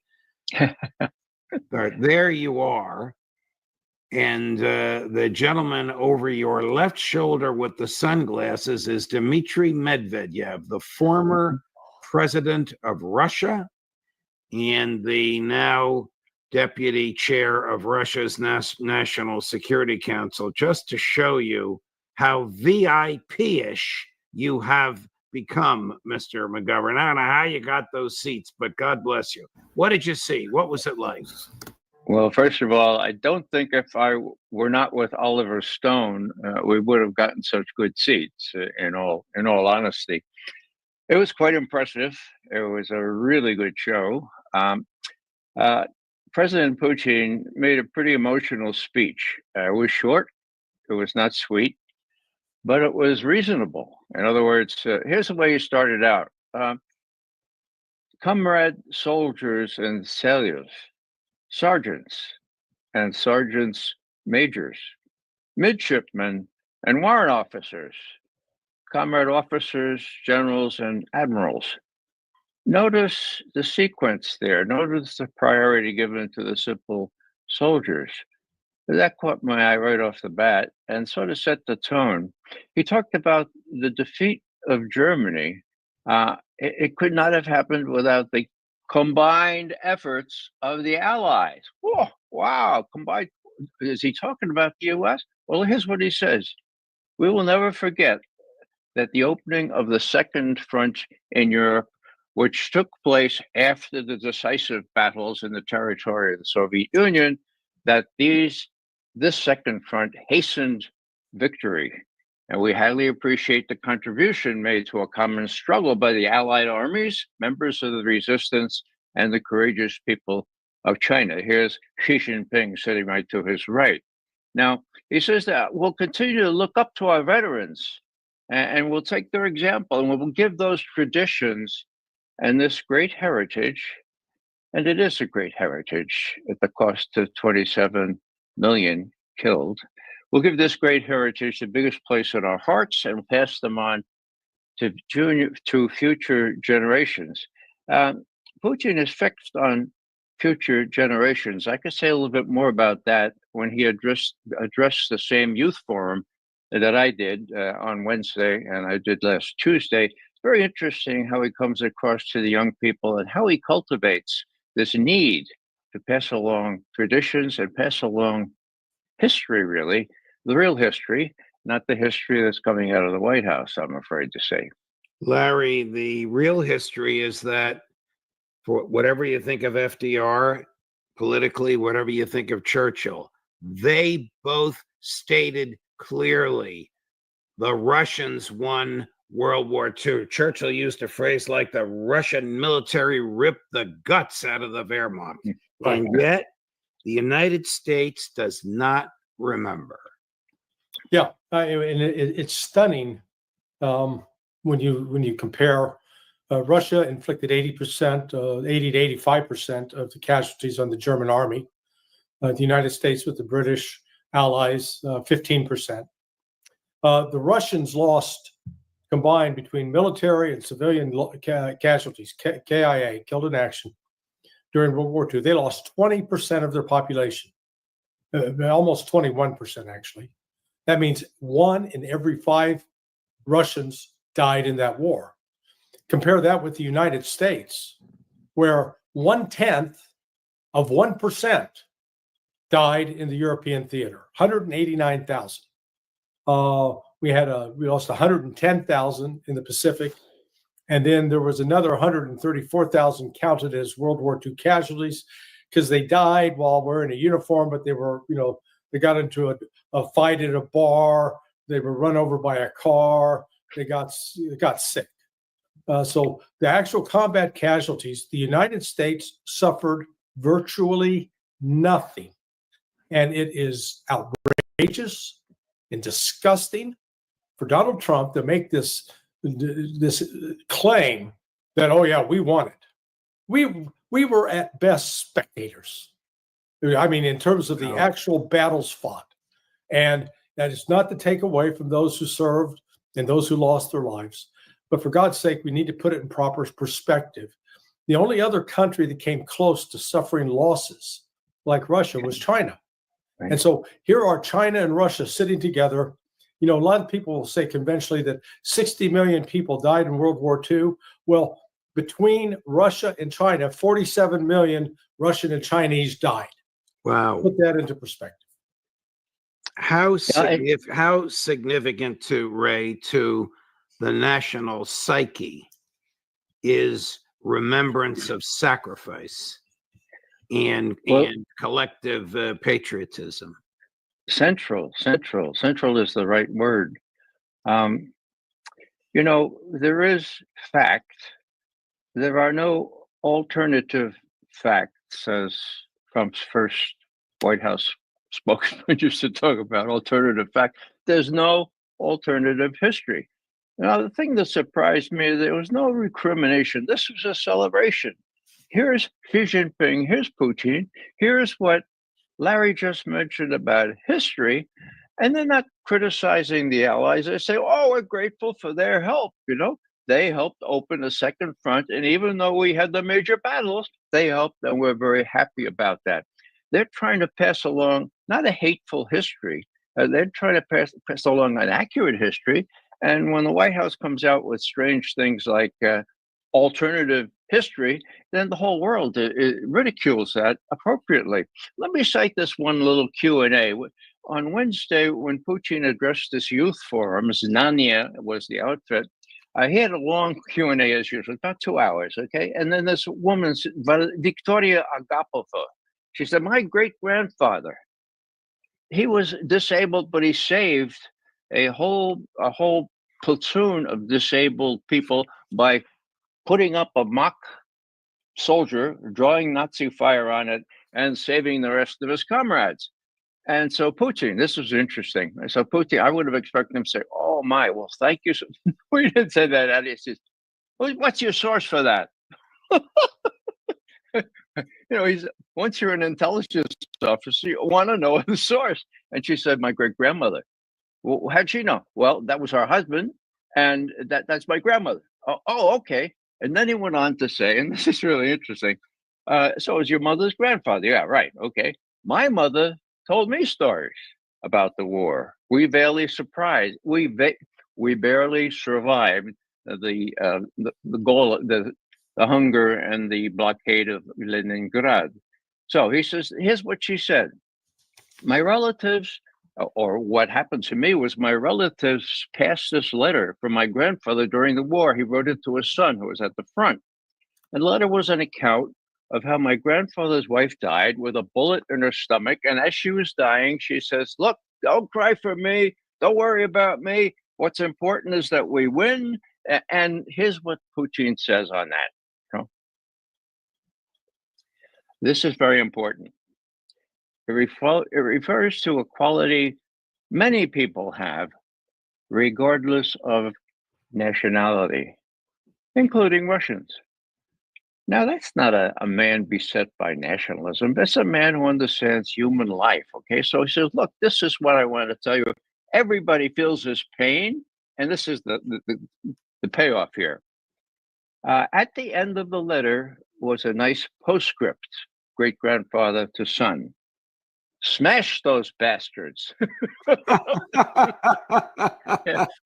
Sounds like Larry Johnson wrote the postscript. And here's Putin's final remark. I took this letter, and I was an adult. Okay, I had 20 years of intelligence experience, and I didn't expect to learn anything new. But when I took this letter and began to read it, I suddenly looked at those past events in a different way. I suddenly felt the fabric of those events. I changed. This must be passed on. So what they're trying to do is remind people what war is like. They know that the Americans don't really know what war is like because they have two great oceans between major powers. But they don't ridicule that. They say, this is what it was like for us. We're grateful for your help, and let's carry on now. I thought it was a magnificent speech for what it lacked, and what it lacked was a lot of acidity or a lot of criticism of this terrible stuff going on in the West. It's not only a magnificent speech, you've given a magnificent summary, and I'm sure these are memories you will not soon forget. Larry, Donald Trump was invited to attend. He could have attended, would have been another Yalta. He could have stayed for a week and negotiated with Xi and Putin. Instead, Xi and Putin negotiated the following. Here's, it's rather brief. I'm going to read it. Sure. It's the Russian Foreign Ministry summary of what Xi and Putin agreed to. Relations between Russia and China have reached their highest level in history. Large Chinese manufacturers of microelectronics, automobiles, and household appliances will increase their presence in the Russian market. Russia and China have built a reliable system of mutual trade protected from the current global chaotic situation. Almost all foreign trade transactions between Moscow and Beijing are being carried out in national currencies. P.S. We don't need SWIFT and we don't need the dollar. President Putin announced plans to significantly increase bilateral trade between Russia and China by 2030. Russia and China suffered the greatest losses in World War II. Too bad Trump wasn't there, Larry. Well, there's a lot that Trump didn't do that he could have done. Could have sent J.D. Vance. He could have sent Pete Hegseth. Could have sent some official U.S. representative to say, hey, we care. Trump is really, he's a fraud in this regard because he's pretending like he really cares about commemorating the date. Well, the actual date of the surrender was 8th May as far as the United States and Europe was concerned, because the surrender went into effect at 2300 hours and 1 minute in Central European time. Well, in Russia, that same hour means it's 1 minute past midnight. That's why Russia celebrates it on 9 May. The rest of Europe celebrates it on 8 May. So what did Donald Trump do on the 8th of May? Did he hold a ceremony at Arlington Cemetery to commemorate those who died in the Battle of Europe? Nope. Did he go and hold a ceremony at the World War II Memorial? No. He just, so like I said, he's playing with this. He's not serious about it. Because if he was actually serious and cared, he would have done something like that. Instead, petty and juvenile and deliberately staying away from what was a magnificent parade. I stayed up to watch it, Ray. But May 8th, 1945, in the United States of America, 80 years ago yesterday, was one of the greatest and most jubilant days in American history. We all saw those pictures of people going crazy on Times Square. I was there. You were there. God bless you. I wasn't born yet. Larry, I don't think you were born yet either. No. But Trump and his people should have commemorated it. Why didn't they? Because it would have drawn attention to May 9th in Moscow? No idea. I mean, it's just safer to avoid it because, the alternative facts just have a very short life. And having already said we won it all by ourselves, ridicule is enough. I think they decided to cease and desist. One thing, Judge, the tectonic shift in relations now, there used to be this triangle, right? U.S., Russia, and China. It was manifest at that celebration. I think Trump could have got himself invited there if he made the right concessions, but he wasn't able to do that or didn't want to do that. But here you had Russia and China, their trade. I used to watch Sino-Soviet trade. In 1964, it was $200 million, okay? This year, it's $250 billion. You do the math. That's a kind of good symptom of where this has gone. And it's not going to stop unless Trump and other people sort of wise up and say, look, the world has really changed. We are on the short end of this triangular stick, so to speak, and we have to guide ourselves accordingly, not as though we could be hegemons forever. 2 days ago, the Trump administration dispatched General Kellogg to go on to Fox News and claim the Russians are not winning the war. This will aggravate the daylights out of the two of you, but I have to play it. It's only 38 seconds. Chris, cut number 16. Better go back and read The Art of the Deal. When he said would be willing to walk away from a bad situation. And I think he's just telling both sides that. But the ones who are going to be hurt by that are not the Ukrainians, it's going to be the Russians, because the Russians are not winning this war. If they were winning the war, they'd be on the western side of the Dnieper River. They're not. If they were winning this war, they'd be in Kyiv. They're not. They'd be in Odessa, and they're not. They wouldn't have lost combined forces when you talk about it with industrial strength killing. The losses are over 1 million killed and wounded on both sides.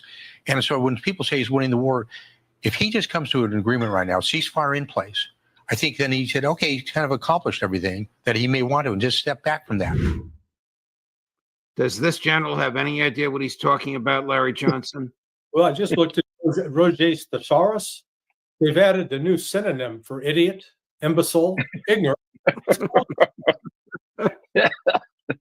Okay, I mean, this guy's divorced from reality, and to think that he was a general, maybe. Well, actually, this explains. People like Kellogg explains why the United States has not been involved in a military victory against a peer opponent since World War II. Heavens, we haven't even been able to beat because of them type of the Taliban. We weren't able to beat the opposition, the Syrian insurgents, and in Iraq. I mean, it goes on and on and on. So, but what Kellogg is saying right there reflects the part of the problem is once you hold a perception and act on that perception, it limits your ability to see any alternatives. It's like getting tunnel vision. Here's what troubles me, Larry, is that this guy's whispering into the president's ears. Yeah. And the president's people, he couldn't go on Fox News without their consent. The president's people are dispatching him to say this. Why? Well, are I the think neocons prevailing, Ray McGovern? Well, yeah, the ones that tell Kellogg what to say and what to do, they're prevailing on Fox News. Tulsi Gabbard and others with their heads screwed on correctly are also whispering in Trump's ear. Now they are saying, hey, don't buy Kellogg's cornflakes. They're all soggy and they're all alternative facts, okay? So you just realize that. Now, the interesting thing here is that what Kellogg is saying is what Bill Burns, the head of the CIA, told President Biden to say in July of 2023. The Russians are not winning. As a matter of fact, they're losing, and their losses have made manifest the ineptitude of the Russian military forces. Hello, he said that in an op-ed in the Washington Post. He had no doubt told Biden, and Biden said it in Helsinki in a major speech. So they're not dealing with reality. Unfortunately, they're going to have to deal with it. But fortunately, Putin is not rubbing their face in it. He's going to attrit, and he's going to go at his own pace. And in the end analysis, Trump has got to make some sort of moves in Putin's direction, or it's going to be just a pig with no lipstick on. Larry, switching gears, is there evidence that Donald Trump has finally had enough of Benjamin Netanyahu? Yeah, actually, I think there is. When Alistair Crook's wife, Asleen, is reporting it out of the Hebrew press. So the fact that it's appearing in the Hebrew press and the Hebrew press is pretty accurate indicator of what's actually being said in Israel. On top of that, the Israelis are miffed, really upset that Trump cut this deal with the Houthis and didn't consult them. But then the real tell that there is some truth to the split between Netanyahu and Trump was Mike Huckabee's comment, where he basically said, we don't have to consult with you, Israel, if we're going to pull out of Yemen. That's none of your business. I was like, whoa, there's Mr. Uber Zionist himself telling the Israelis to butt out. Here's Mr. Uber Zionist himself saying, the United States is going to bring food supplies to Gaza. It's long, but it's worth watching. What he says at the end will irritate the daylights out of you and everybody watching. But what he says in the beginning is 180 degrees from what he said last week. I guess he got a talking to from the White House. Cut number 22, Chris. All of you are aware of the fact that President Trump has made very clear that one of the most urgent things that needs to happen is humanitarian aid into Gaza. The first is that food be distributed efficiently, but also that it's distributed safely inside Gaza to the people who desperately need it. The other factor, and this is an important one, that all of this be done in a way so that Hamas is not able to get their hands on it, because they'd rather take any supplies that go into Gaza and use it for their own nefarious purposes rather than to see children and other people fed. There have been some news reports that are wholly inaccurate that have said that this is an Israeli plan. I want to say the Israelis are going to be involved in providing necessary military security because it is a war zone, but they will not be involved in the distribution of the food or even in the bringing of the food into Gaza. Their role will remain on the perimeter as is necessary to make sure that those who are bringing the food in and who are distributing the food are kept safe and out of harm's way in the midst of a war zone. The Israelis are supportive. Any allegation that the Israelis don't care about humanitarian aid is absolutely false. They care very much about humanitarian aid getting into Gaza, but they also care very much that Hamas doesn't steal that aid.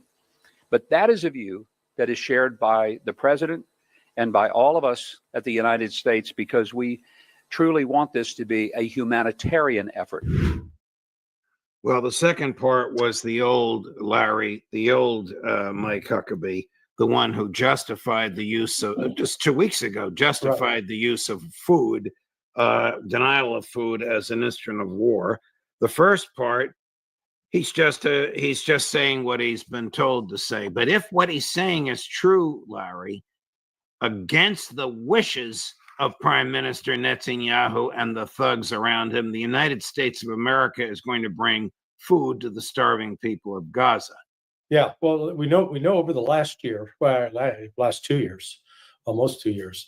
Number one, the Israelis have been murdering aid workers, people providing food relief, and they've allowed the settlers to attack aid convoys and destroy the food. So this is actually a pretty sharp rebuke to people like Smotrich, Bezalel Smotrich, and Ben Gvir. This is Trump actually standing up to the most extreme elements of the Zionist crowd.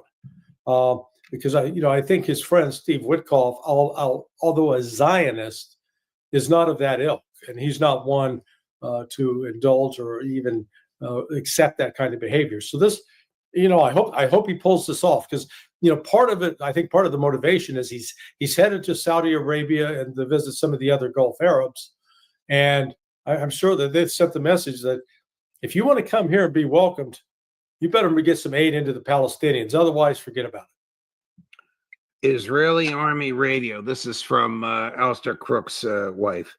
Sources close to Trump informed Ron Dermer, we all know who that is, that the U.S. president has decided to cut off contact with Netanyahu because Netanyahu is manipulating the U.S. president.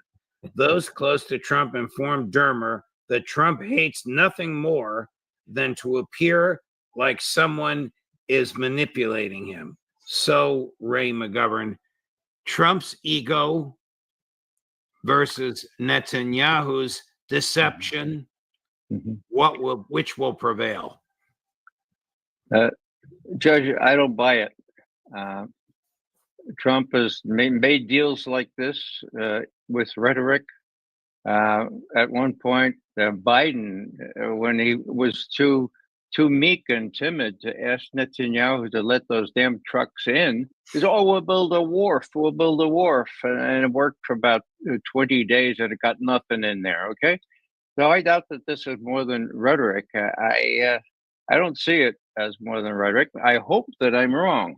Now, the Gaza genocide is the moral question of our day. When I had a chance to speak to that youth forum, the same one that Putin addressed the next day, I was talking about Russian grief and American grief at war, but I also showed a picture of April 25th, 1949, where Russian troops and American troops met at the Elbe River in Germany 2 weeks before the end of the war. And we all finished on that note. And then I said, I'm sorry, I have to say something else.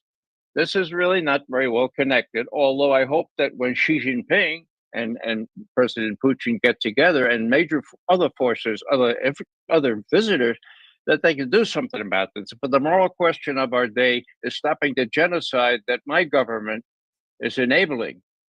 And I'm sorry about this, but I have to say this, and I just hope that the leaders that meet today to figure out some way to stop it, because it's the worst thing that's happened since World War II. We ought to mark that and we ought to stop it. Now, I said that in every major dinner, minor dinner, and in that major speech. I just hope it happens, but it's going to take more pressure from the likes of us to say, look, this cannot stand. We have to stop it. Before I ask you about the Houthis, Larry, the Jewish News Syndicate, I'm not sure what that is. Their headline is Trump really turning his back on Bibi and Israel? Don't bet on it. Well, that's your theory, Ray. We'll see where it goes. There obviously is some movement if Huckabee made that statement about food getting in. Larry, why did we stop bombing and killing civilians in Yemen? Why did we stop? Why did the U.S. stop? Apart from the fact that we were going bankrupt in the process, having lost, let's see, a grand total of 22 drones, 3 FA-18 aircraft over the course of, 20 months. It worked out to about $1 billion, just that alone. Then when you add in the cost of all the sorties. No, this was, I think we can believe that the Omanis brokered this agreement between the United States and the Houthis. And this is all tied up as well with Trump's trip to the Middle East. So, I think there was some back and forth where Trump was informed, you're not going to be welcome in Saudi Arabia and the Gulf unless you bring an end to this. And the first start is stop bombing the Houthis. And so Trump dresses it up, does the Marilyn Monroe as a pig routine, puts the lipstick on the pig, puts on a blonde wig, trots it out and said, we won, they capitulated. The same way that the North Vietnamese capitulated on April 30th, 1975. When the United States declared victory and left Saigon. Trump declared victory and left the Red Sea. Well, it was, the Houthis they didn't capitulate. And in fact, they launched missiles again today into Tel Aviv. So there's something bigger going on here because it's not just isolated with the Houthis. This has to do with the broader outlines of potential peace with Iran and maintaining decent relations with the Gulf Arabs. Ray, Mrs. Crook, who is fluent in Hebrew and surveils, even though she's Irish, and surveils all the Hebrew press, reports that Trump's people have said to Netanyahu's people, the fighting has to stop in Gaza before the president goes to the Middle East. Now, he's going to the Middle East pretty soon, I think in about a week and a half. Do you believe they would make a demand of that nature?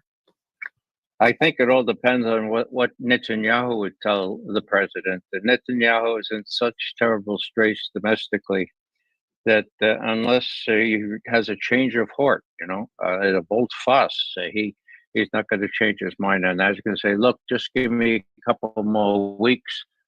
Otherwise, he ends up in jail at that, bridal suite that he will share with his wife. It's that personal and it's that simple. I'm not up on the latest with respect to Yemen, but the original clause was the Yemenis saying, look, you're starving our brother Palestinians. You let the food in or we don't let the ships in. How does that stand now? Are the Yemenis letting ships into the Red Sea headed to Israel? I just don't know the answer to that, but it seems to me key. Wow. Yeah, and Judge, by the way, Trump's trip to the Middle East he leaves tomorrow, I believe. Oh. Yeah, so he's supposed to be there by Monday. So I don't know. He leaves either tomorrow or Sunday. And he's not going to Israel, right? No. And in fact, Hegseth was originally scheduled to go to Israel. Now he's joining Trump on this trip and is not going to Israel. So there's actually some symbolic messages being sent to Netanyahu, like, you know what, you're not our BFF anymore. He's not having a good weekend, but who knows how this will end up. Ray, you're coming home and you'll be back with us from your usual perch on Monday. I'll be back, hopefully bright enough to be with you. Cool, follow me.